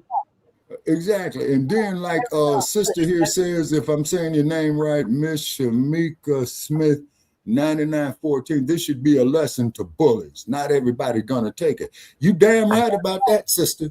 Right. That's right, sister. And it's a new day and age. We're not supposed to take it. Okay. And Club Lang says, hit the like button, by the way. Because we got to get ready for our next show, Shabaka. Yeah. So let's yes, sir. Most definitely. And ladies and gentlemen. Go ahead, MD. I'm gonna say, hey, appreciate the show, man. Like I said, I was able to vent and say some shit.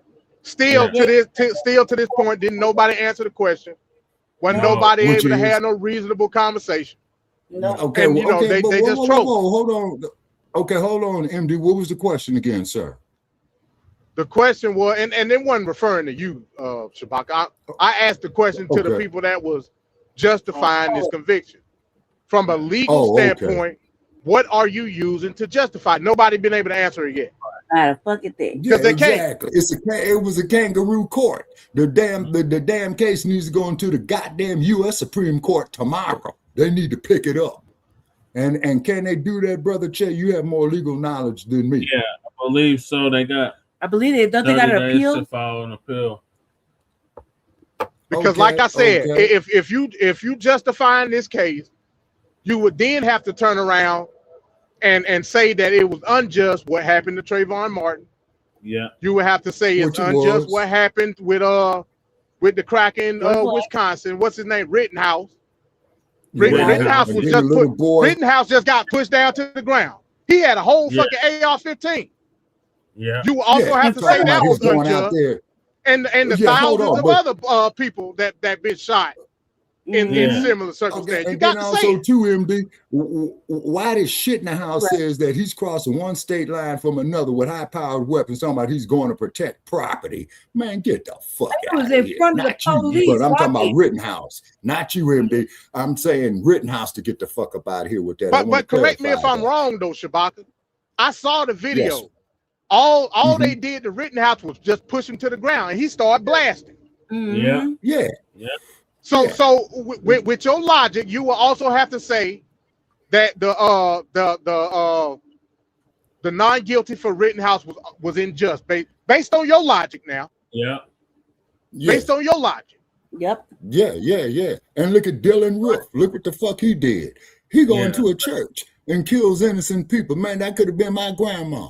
That could have been your grandma. Well, you got to get to the what? I'm talking about similar circumstances. What I'm talking about. Yeah. You know, in the act of self-defense. Right. So a lot of people just be bullshitting. They got political biases that don't make sense. Right. They don't really give a fuck about law and order when it comes to this. They don't give a shit about that. All they care about is their political bias. That's it. That's it. But I'm gonna get to the footage, Shabaka. I gotta get to the footage. But peace. I'm gonna see y'all on the next show, man. Okay. Next show, man, is going to be coming up for Shabaka's Blacc Experience Enhanced, ladies and gentlemen, and we're going to be talking about the Atlanta child murders. You still got the same email, right? Yeah, no doubt. Okay, I'm gonna send you the link. Join us on the Atlanta child murders that's coming up on Shabaka's Blacc Experience in the future. I definitely want to do that, man. Just a quick thing, and I'll leave. My mom and my aunt, they were teenagers at the time.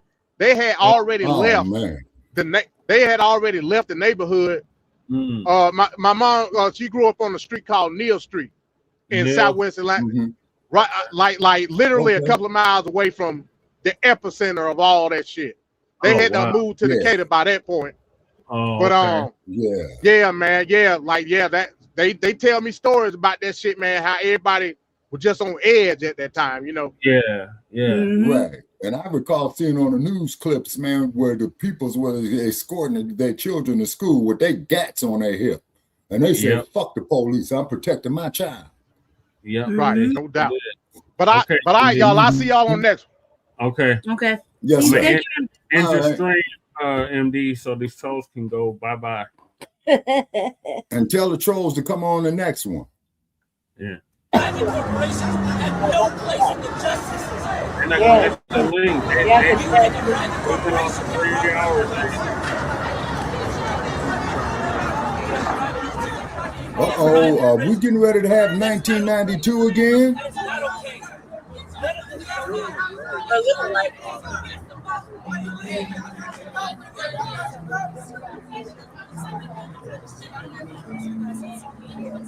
Like I said, all that racist shit on Facebook, we see you. All of you know the truth. And all of you will be judged. If you're a Christian, racist, you know that all of you will be judged. Racist. All of you that are here to divide and spread lies. I've been seeing your coverage on Facebook. Yes, you. I didn't know you had to be good nigga working for you too, though. You know what I'm saying? Okay, W12, it was in the... You didn't cost me Sambo on your payroll.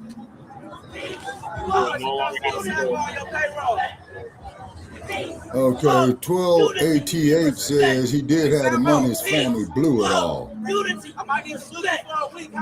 we done with them. We won't have to deal with them no more. And they left when MD left. So there's not even no need to no more. All right, go ahead. Okay, all right. Yeah, free Karmelo. Damn right.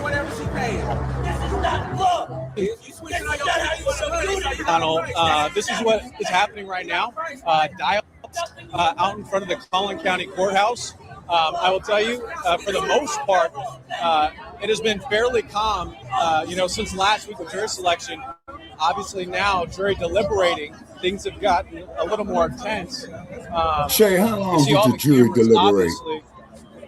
Not very long, like a couple hours. And you just see two sides, obviously, some people supporting Austin Metcalf, the other supporting Karmelo Anthony.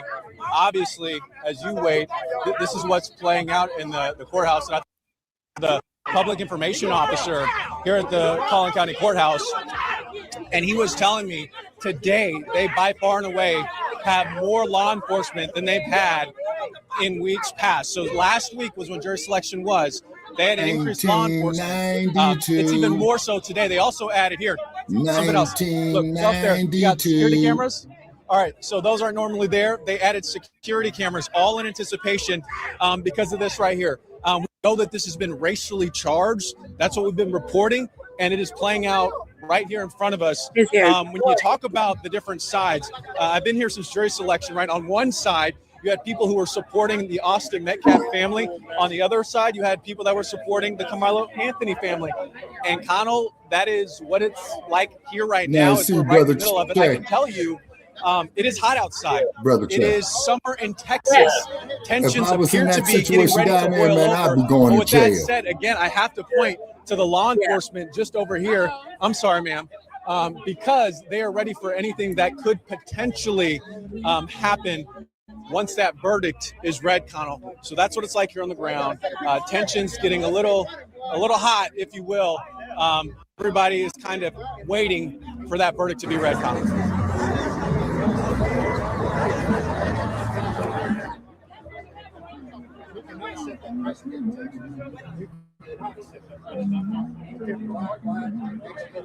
They are, and I think if things get out of control, there's plenty of law enforcement here that will step in and separate the two groups. Now, I will say, last week, actually, it was during opening statements, opening arguments, if you will, did get a bit contentious.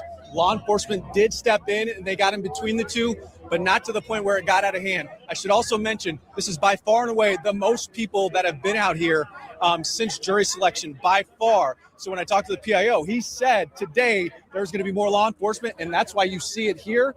Even if you look up towards the top of the stairs where the courthouse is, you see law enforcement. So I'll tell you this. Yes, it is tense. It has been an emotional trial so far.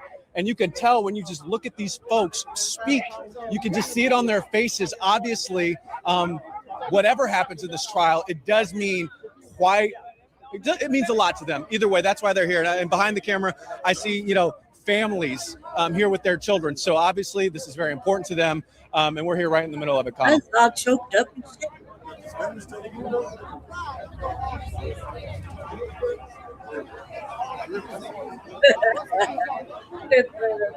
So there's a PIO that's inside. We're on a text chain with them. What he's been doing is texting a group of reporters that haven't been able to get inside. They only let 8 reporters inside, and then you had the sketch artist, and then you had the PIO. That's only in total. That's media. So that PIO is going to send us information, and we're going to hopefully relay to you once we get it as soon as possible, Connell. Obviously, if that does happen, you're going to see a massive reaction here. Now, what's Governor Rolade saying about this?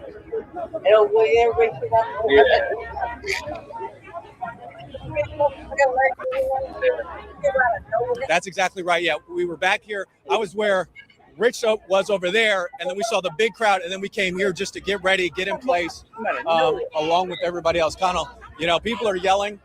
It is hot outside. We'll see what happens, but there's enough law enforcement here, and they're ready for things to go sideways. I know that's for sure.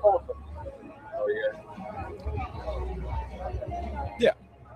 He's rocking that. He's rocking that like 4 years.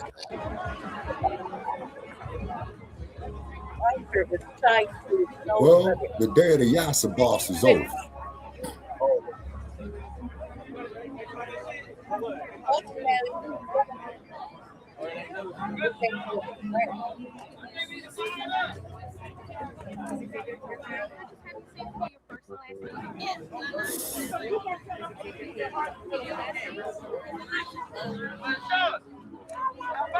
If you want, stand in the shade.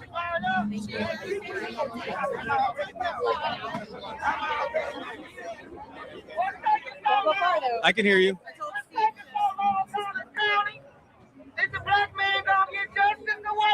Yeah, I'm ready whenever. I got it.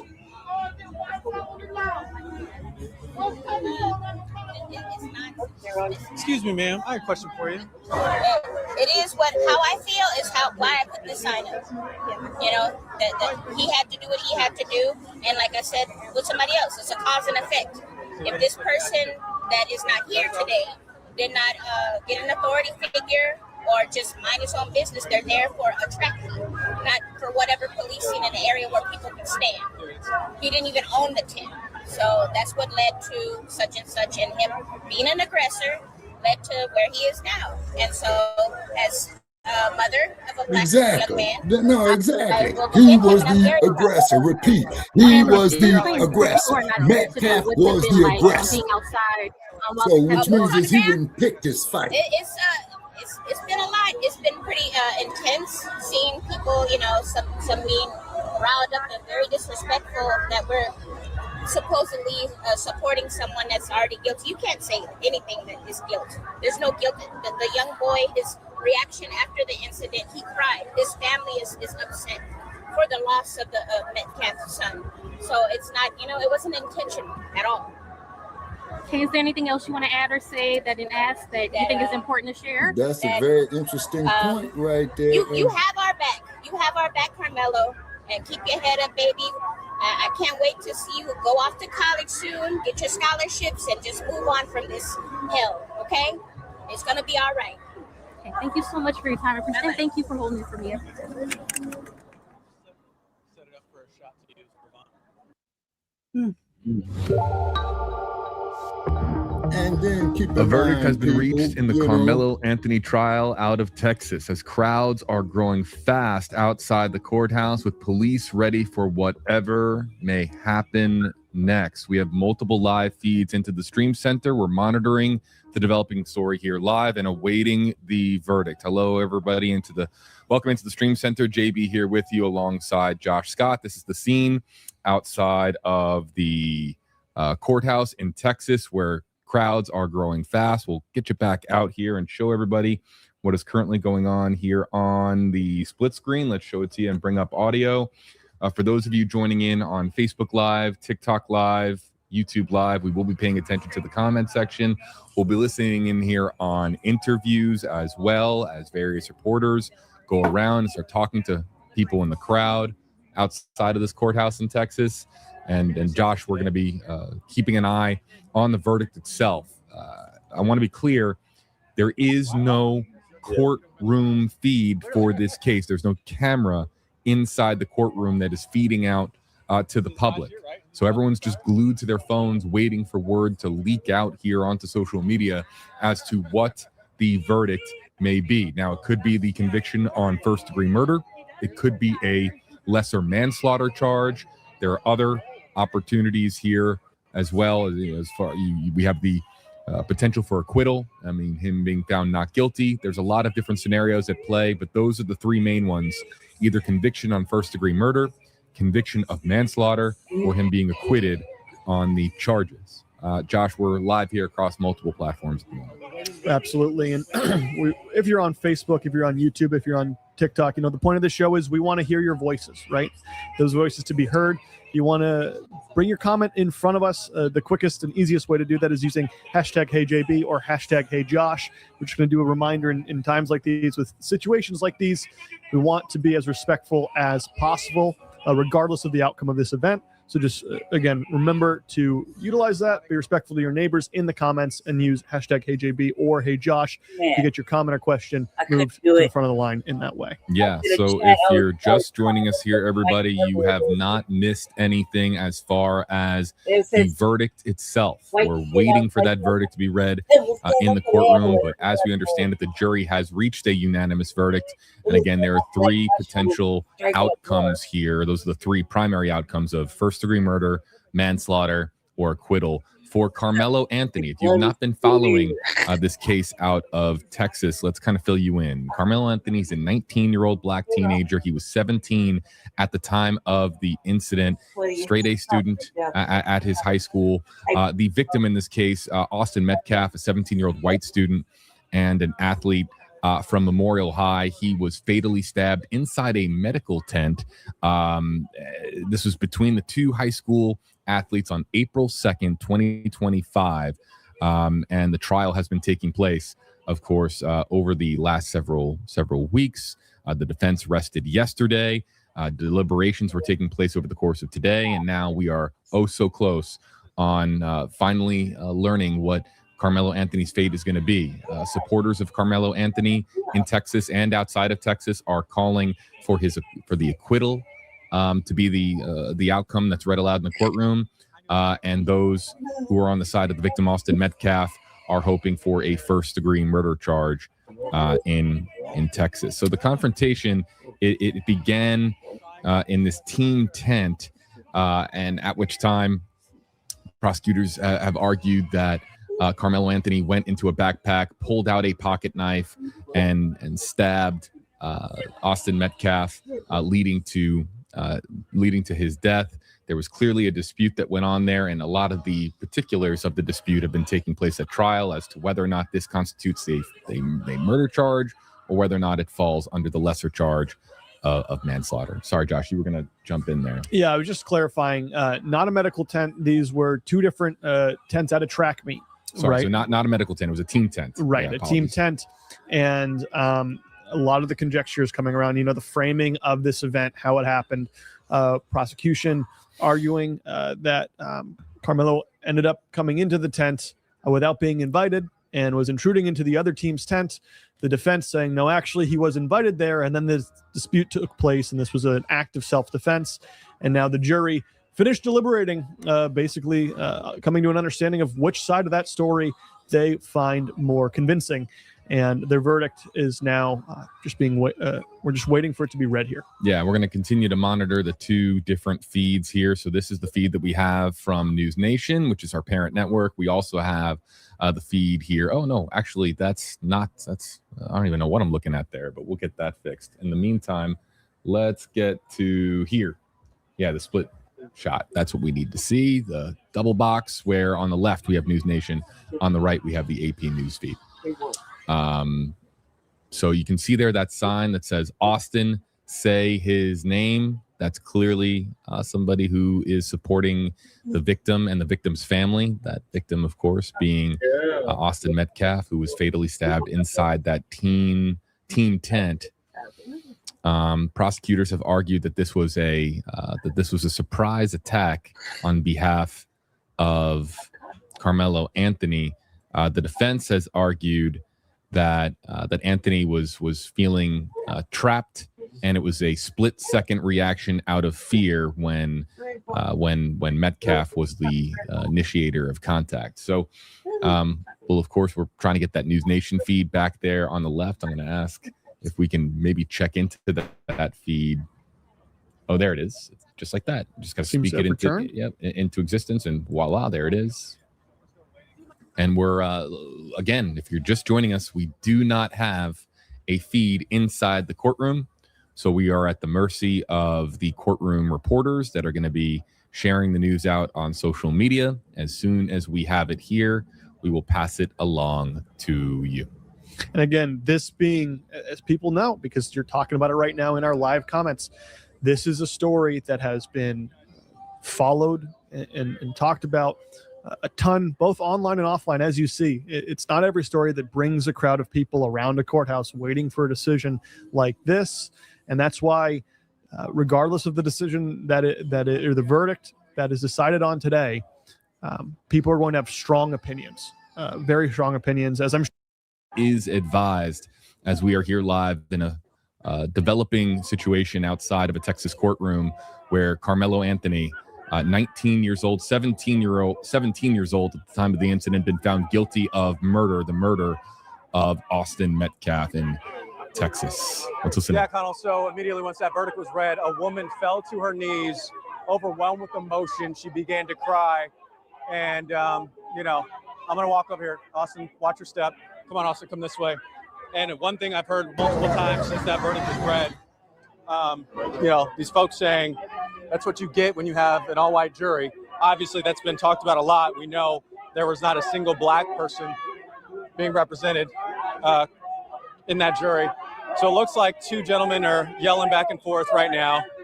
And it looks like law enforcement is separating them. Yo, get that baby out of here. Get that baby out of here. And you hear a man yelling, get that baby out of here. There are children here. Notice the gentleman in the cowboy hat. Law enforcement is here. But Connell, so much emotion, boiling. It is hot. Tensions obviously flaring up. And you see the crowd of cameras. You see the people walking that way, Connell. I can tell you there's a whole group of people that once that verdict was read, you could just see in their faces like they had been defeated. That was the look of defeat. That's what they had on their face. As we just kind of walk with this crowd, I can tell you I've been here since jury selection, and there have been several Karmelo Anthony supporters that have been here since jury selection. And once that jury was selected, this is what they were worried about: being found guilty of murder, not manslaughter in this case, but murder. So as we kind of follow the crowd, something else to really point out, Connell, law enforcement, they are everywhere. I also asked one of these parents here that is with their children, with their child. I said, why bring a child here? And she told her son here, so that way he would know what it's like to advocate for your community. Get out of the roadway. You're going to jail. Out of the roadway. So, Connell, you asked the question, what was it going to be like when the verdict was read? And here's the answer.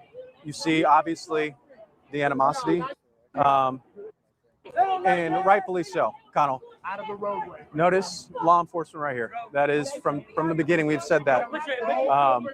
But yes, Connell, I'll send it back to you. You can take our live images. But I can tell you right now, law enforcement does have control of this.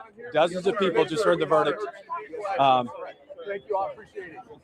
obviously, for days now, this is what they've been waiting for. And it's for a lot of people here, I can tell you that.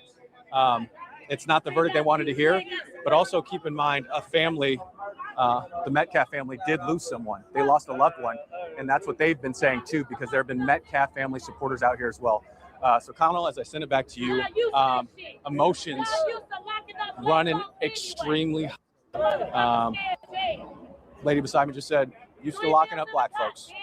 I'll be completely honest, Connell, from day one when they had that jury, it was an alarm bell that went off for a certain community that said, no black jurors. We already know what's going to happen. Guilty. So there you go, Connell. That's what it's like down here, right in front of the Collin County Courthouse. You can see it right here. You see all the law enforcement making sure nobody goes in. We knew that. Actually, Come here, Austin. Be respectful. Come here.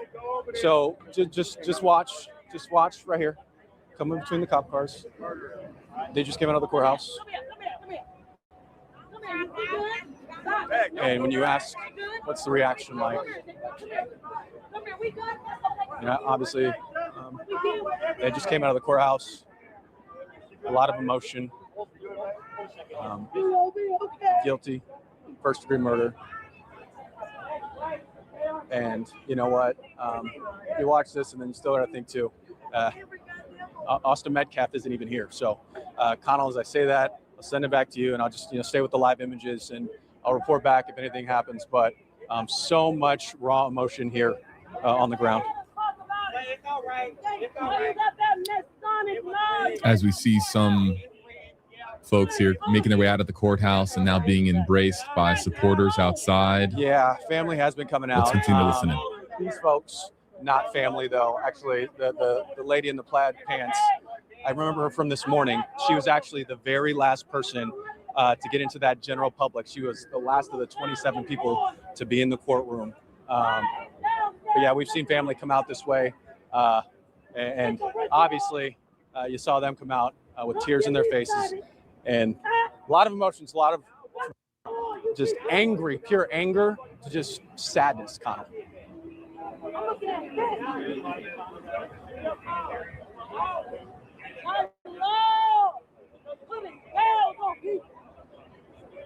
I'm just gonna close it. I called you 10 years. Yeah, Connell, so that was the back and forth. And when you ask that question, what happens when you have the two sides together? Obviously, they're going to butt heads. And it was an Austin Metcalf family supporter. And then you just saw a wave of what was Karmelo Anthony supporters. And you saw that back and forth. And what it appeared to be was just that entire group going after one person, one gentleman with a hat on. Law enforcement was there the whole time, but still, he wasn't backing down. Neither were those people here that are obviously in support of Karmelo Anthony. And that's why the crowd went that way. But I mean, if you look around, it's just law enforcement everywhere. And it's been like that all day long. They anticipated something like this. Y'all want to know, when they gave Karmelo the verdict, he broke down and he cried. He broke down and he cried. How do you know that? He broke down. She was in there with him. Hold on one second. Be on camera. She broke down and cried. So explain to me what the when woman they inside. came back with the verdict, he broke down and he cried. Somber. That family nurse not good. That boy's not good. You been in there. I done talked to you before. You been in there. That boy's small. That boy broke down and cried. They done fucked up the rest of this boy's life. When you're out here and you see all these people, you've been here every day. I know. When you hear that verdict read, I saw you break down to the ground. What's going through your heart? What's going through your head right now? Why do we have to care anymore? Why are we even here? To be honest, why are we here? What are we here for? Because if we take up for ourselves, we go to jail. If we don't, we die. So it's a catch-22 in this situation. What do you want us to do? What do you want us to do at this point? What? I'm lost for it. I don't know what to do. I got 5 boys. I don't know what. I ain't got nothing to tell them no more. You can't walk away no more. Rest in peace, Trayvon Martin. Let me ask you this right now. I hear the frustration. Are you more angry or more sad as to what just happened? I'm angry and I'm hurt. I'm angry because you were in there. I was in there too. Those witnesses were lying on him. You got the judge friends with the prosecutor. Let's start there. The judge was falling asleep. Some juries was falling asleep and didn't even have a damn notepad. Y'all didn't take this shit seriously. All right, Austin, come this way because it looks like the crowd is moving, and we're just gonna. Connell, stay with us as the crowd kind of goes this way. We're just gonna kind of make sure. But as you say, Brother Che, in a perfect world. So. I mean, this is just terrible. Like, excuse me, sir. Is I mean, Anthony family. So Connell. Angry and sad. Okay. So it looks like family is leaving right now. So this is the Anthony family representation. Connell, he's been speaking on behalf of the family. Okay, are these his brothers right there, you guys? I'm not sure. I think there's folks. That's the person. Attorney. No, he's not the attorney. Everybody's sick. Who's the original? Yeah. Sorry about that. So that I can be able to. Before the family departs, it appears that they will be speaking here to the media as cameras gather around. I will say this one time, and one time only. I speak on behalf of myself, Minister Dominique Alexander. I speak on behalf of myself as president of the Next Generation Action Network. The Next Generation Action Network wanted to respect this process, to be able to make sure that nobody said that the Next Generation Action Network is this process, feared in this process. But what this process did is shown that Black lives do not matter in Collin County. It showed us that time and time in American history, it has shown remote emotions. You about to get church like. Yeah. Uh-oh. Uh-oh. Uh-oh. That was on that.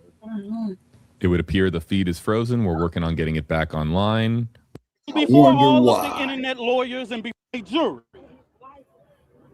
In history, it has shown remote emotions. So clearly that a judge interfered in this process. It showed very clearly that a Black boy was allowed, not one Black soul on a jury. An all white jury convicted him in 2 to 3 hours. We know that they did not prove their case. They are currently sentencing Karmelo Anthony, but we know that the Next Generation Action Network put the first $10,000 towards an appellate attorney. And we will fight Collin County like hell. I respected this process. I allowed and called for peace in this process. But Black America should be very upset about what went on today. Now, before all of the internet lawyers and before all of the interpretation of the situation, I'm only an advocacy leader. I'm not an attorney. I can only help families be able to navigate these processes when they find themselves in this type of situation. I can only allow lawyers to be what they are, lawyers. I can't instruct them. I can't stop them from doing anything. I have to respect the process just like anybody else. But what we saw today was flawed, unjust, and I ask that the community continue to pray for the Anthony family. I do not speak for them, but I know that the Next Generation Action Network will be here as support. My heart hurts right now because an ignorance of the law was done here today. Clear. We posted the jury instructions. And right now, what we are seeing is a travesty. It lets us that Black lives do not matter in the criminal justice system. It lets us know that we are not going to be afforded the same laws as anybody else. And I give a damn about nobody that feels like I'm playing the race card here. For 400 years, our people have been at the liberty and have had to suffer at the liberty of these laws. I'm speaking facts because that blood of slavery is in my blood, not your blood. And it's not for you to look at me and say, I'm playing the race card. I'm just a Black man living in America. The fact supports that. You say I'm upset? Hell yeah, I'm upset. I respected this process, but we're going to fight like hell to make sure that Collin County know that Karmelo Anthony is not going to go away. I want to thank all of the people who traveled across this country, to all of the media's community supporters and people who have taken Karmelo Anthony as their own baby. I salute you. I thank you. And we got work to do. Thank you and God bless. All right, Connell. So you heard that. He's representing, at least speaking for the Anthony family, Connell. Send it back to you. But obviously, fight is not over for the Anthony side of things.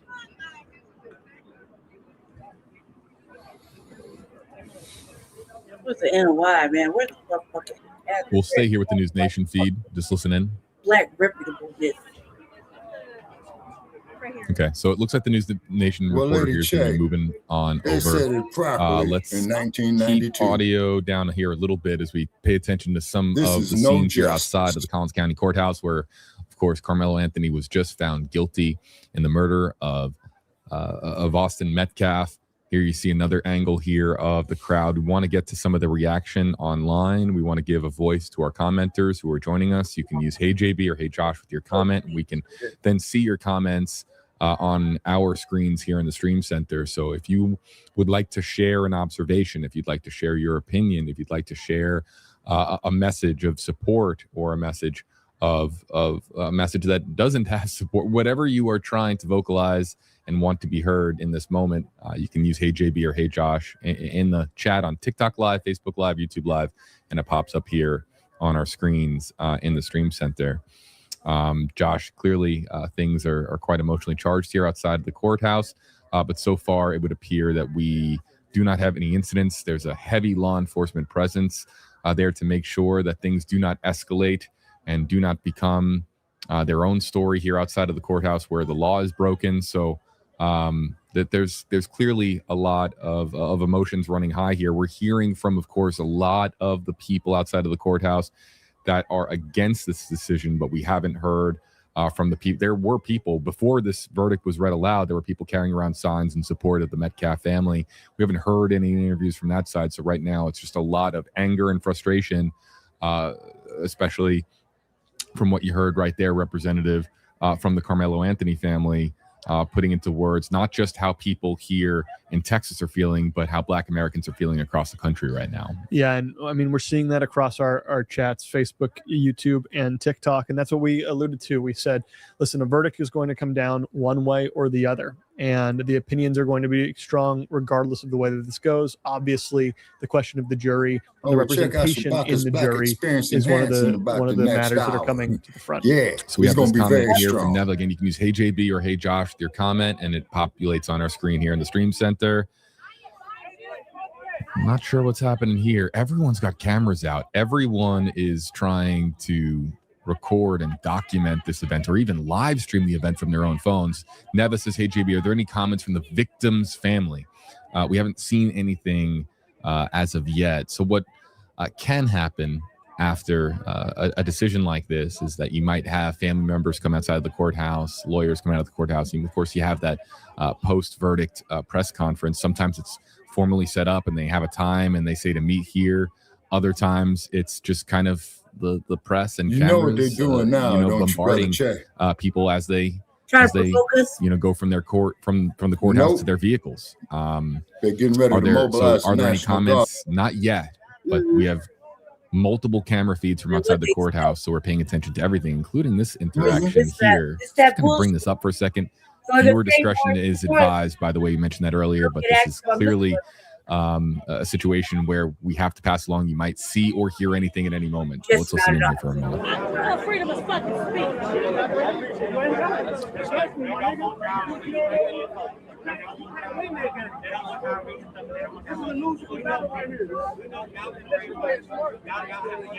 And this verdict, ladies and gentlemen, is an act that is wrong within itself.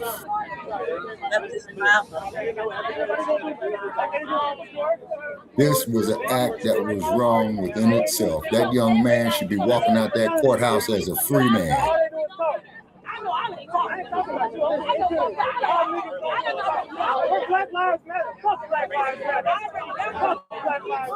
Hit that motherfucker in his mouth. Bam!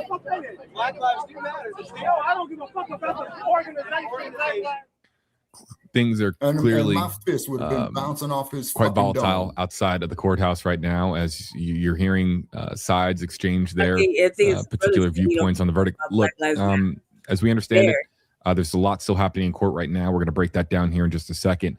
But word is coming out via reports that and reporters that were inside the courtroom that Karmelo Anthony broke down in tears that were quite audible inside the courtroom when the verdict was read, that he was found guilty of the first-degree murder of Austin Metcalf. Again, there was the potential for the lesser charge of manslaughter or even acquittal.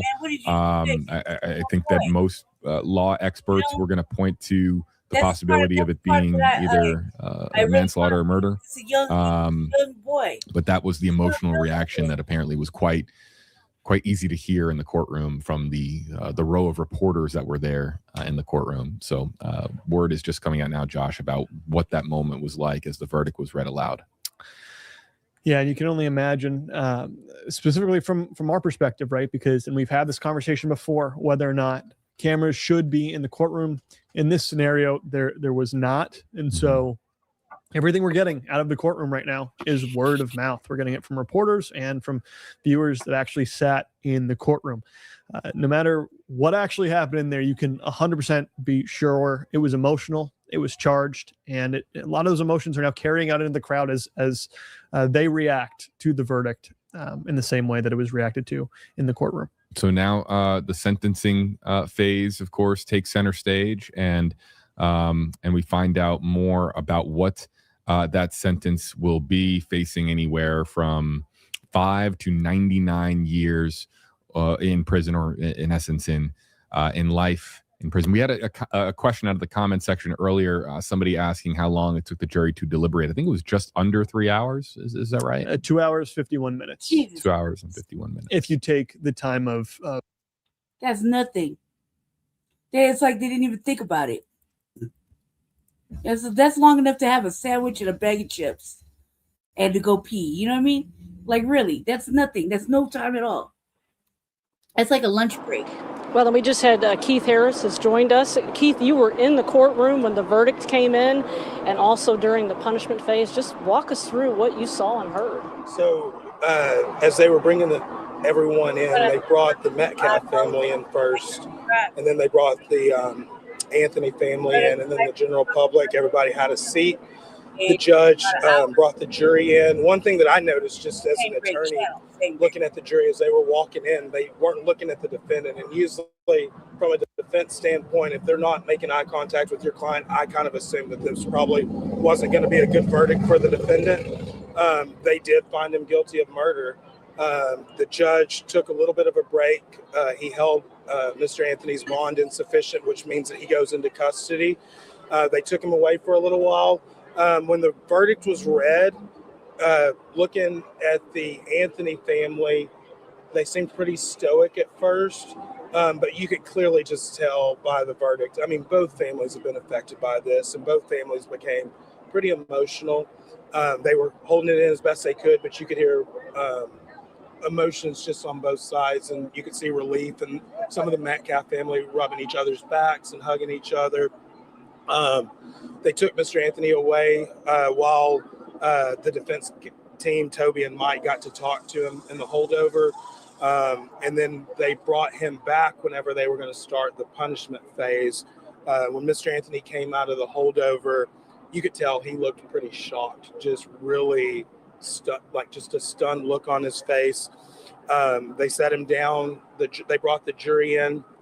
One thing that was interesting in punishment, both sides, it's like you start all over again. State can give an open statement. Defense can give an opening statement.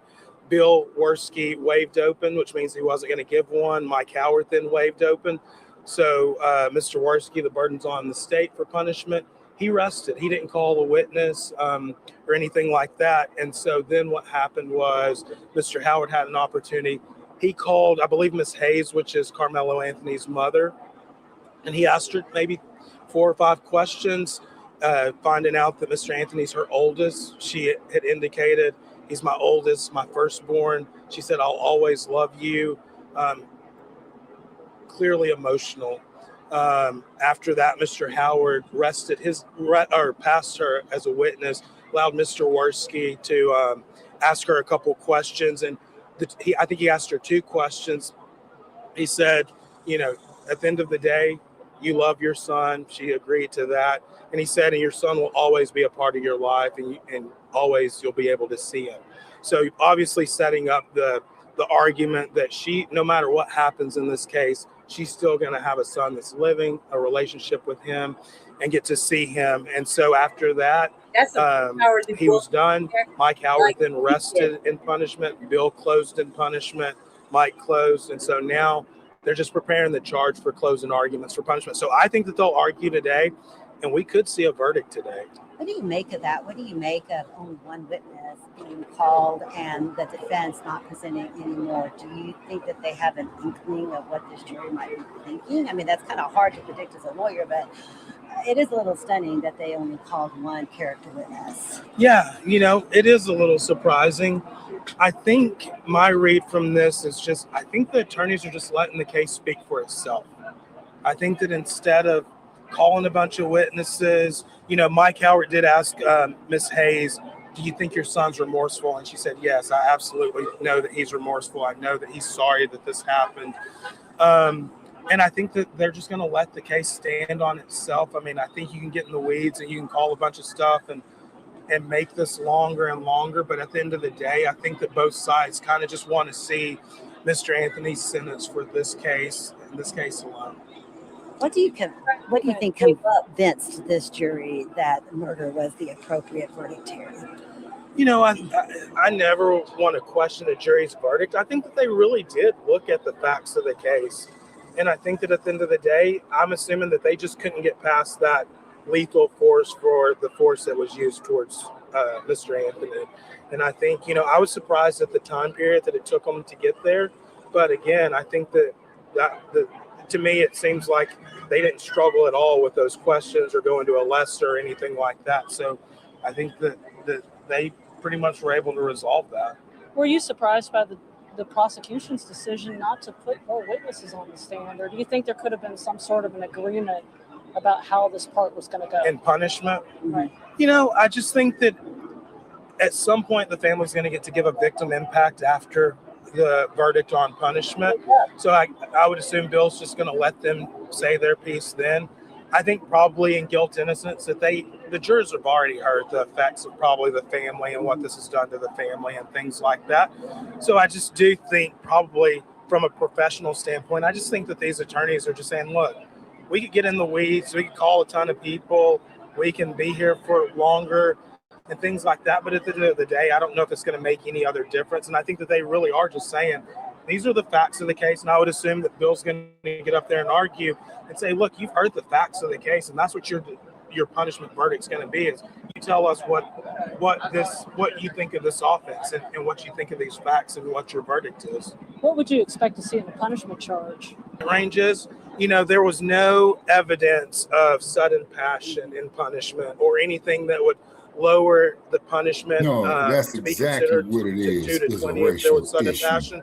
So they're going to get the full range of punishment for murder, which is 5 to 99 years to life. 65 through 9. And No, so that's exactly what they're it going to is. get in It's their a racial instruction, issue. having found the defendant guilty Tell of me, murder, how they're now is it asked to not? consider punishment in this. And it will tell them that they can consider Metcalf everything ordered in that the shit. case and the underlying case on top of anything that they heard in punishment, but that they are to assess a punishment in between 5 and 99 years or life in prison on their verdict. So that's going to be their range, and they're going to be instructed of that. Inside the courtroom, everything has been very calm. Both families have been cordial to one another. Out here, there was a lot of emotion. You weren't able to see that. There's a lot of emotion from the community. Some people dropped to their knees. It was a very emotional case for both sides. But there were a lot of people here on Karmelo Anthony's side that were out here praying and many, many days in a row. Why do you think that there was just such a reaction like that? You know, I think that you have people that have followed this, people that have been inside, you know, being here and seeing the deputies, how professional they are here. They've been amazingly well in controlling everything, being so professional, and respectful to everyone. Seeing the people that actually get in to like listen to what the evidence has been, they've just been people that have wanted to know. I haven't gotten a sense of people with agendas that already have minds made up. A lot of the people that I spoke with earlier today, waiting in line, they just said, hey, I just kind of want to see what the facts so I can make a decision on my own. And I think that that they just have been really, things have been really professional in there, really quiet. Again, the deputies have handled things really well. I think the excitement and the emotions and back and forth out here is not indicative of what's going on in that courtroom. Yeah, And walk people through what they can expect next. What they can expect next? Yes. So they're going to get the charge. They're working on the charge right now. I came out so that I could be with you guys and discuss all this of what's going on. They're going to get a charge. Both sides are going to talk to the judge about the charge to see if there's any objections to the charge, if they want to add anything to the charge. At some point, they're going to have an agreement of what the charge is going to be. The judge will then bring the jury back in, read the charge to them, and again, prosecution is going to get to open punishment. Defense will then go, and then prosecution will be able to give the close or rebuttal to the defense's argument and punishment. So we'll get to see what the state asked for, if they ask for anything, in punishment. And, with the verdict that came in that amount of time, it might give the state a little bit of freedom to ask for a number versus, hey, you've heard from the facts of this case. We're just going to defer to you. You understand what the punishment range is. They might ask for a number that they feel might be appropriate, or maybe they wouldn't have before, but with the verdict and how it was, and it doesn't seem like the jury struggled. I don't think we saw anything about them having any questions during deliberation. So I think that it really could be something to where, the state might ask for a number, or they could just say, I can't tell you what a life's worth. I can't tell you what this young man's life is worth, but you've heard everything, all the evidence, we've brought everything to you. And so we're now just going to ask that you determine what that is. And the state could say, we want you to tell this community what you think of this case, what you think of these actions. Obviously, defense is going to try to personalize their client. Hey, you didn't hear all these extraneous bad acts by our client. The state would have brought that to you if there was something that they wanted you to consider. His mom told you that he's been remorseful, that he's remorseful of this. He's going to go down to prison. He's never been to prison before. That's going to be a eye-opener for him. Take that into consideration. He was 17 at the time. They're going to argue, don't throw this young man's life away. Give him an appropriate sentence to where he can come and learn from this and hopefully be a productive member of society. Well, and one of the things that they asked during voir dire when they were selecting this jury, that was a very big part of picking this jury. Can you look at the lower end? Would you have a problem giving somebody 5 years for a murder conviction? And so they kept hammering that. So you're thinking that the defense is trying to get the people that are saying, I absolutely cannot give somebody 5 years if they committed a murder. So you're trying to make sure that the people that you are selecting, if you're the defense, can look at the whole range. But if you're the prosecution, you want people that are also going to be able to look at the whole range. Well, the deal is if they say, hey, I could never give life, then they're disqualified. You don't have to strike them. They're disqualified by law. Just like if they say, I could never give 5 years, because they can't consider and assess the full range of punishment. They can't follow the law as it is. And so those people, that's why they're looking for those two extremes, because obviously defense wants people that say that they could never consider 5 years. Prosecution wants people that say they want to strike people or to cause people off the jury that say that they could never consider life. So you want someone that consider that full range of punishment. Wow. Wow, Black Brownie. With a heavy focus on that Senate race in Maine, centering on a controversy. Thank you for joining us on Front Line Blacc News Special Edition. We're going to go ahead and cut it off right here because we have Shabaka's Black Experience Enhanced coming up soon, and we got to get ready for that. So thank you for joining us. Thank you for everybody that participated. We saw some trolls up in there. I could go over there. But let's see. Thank you to all the people that came through in the chat.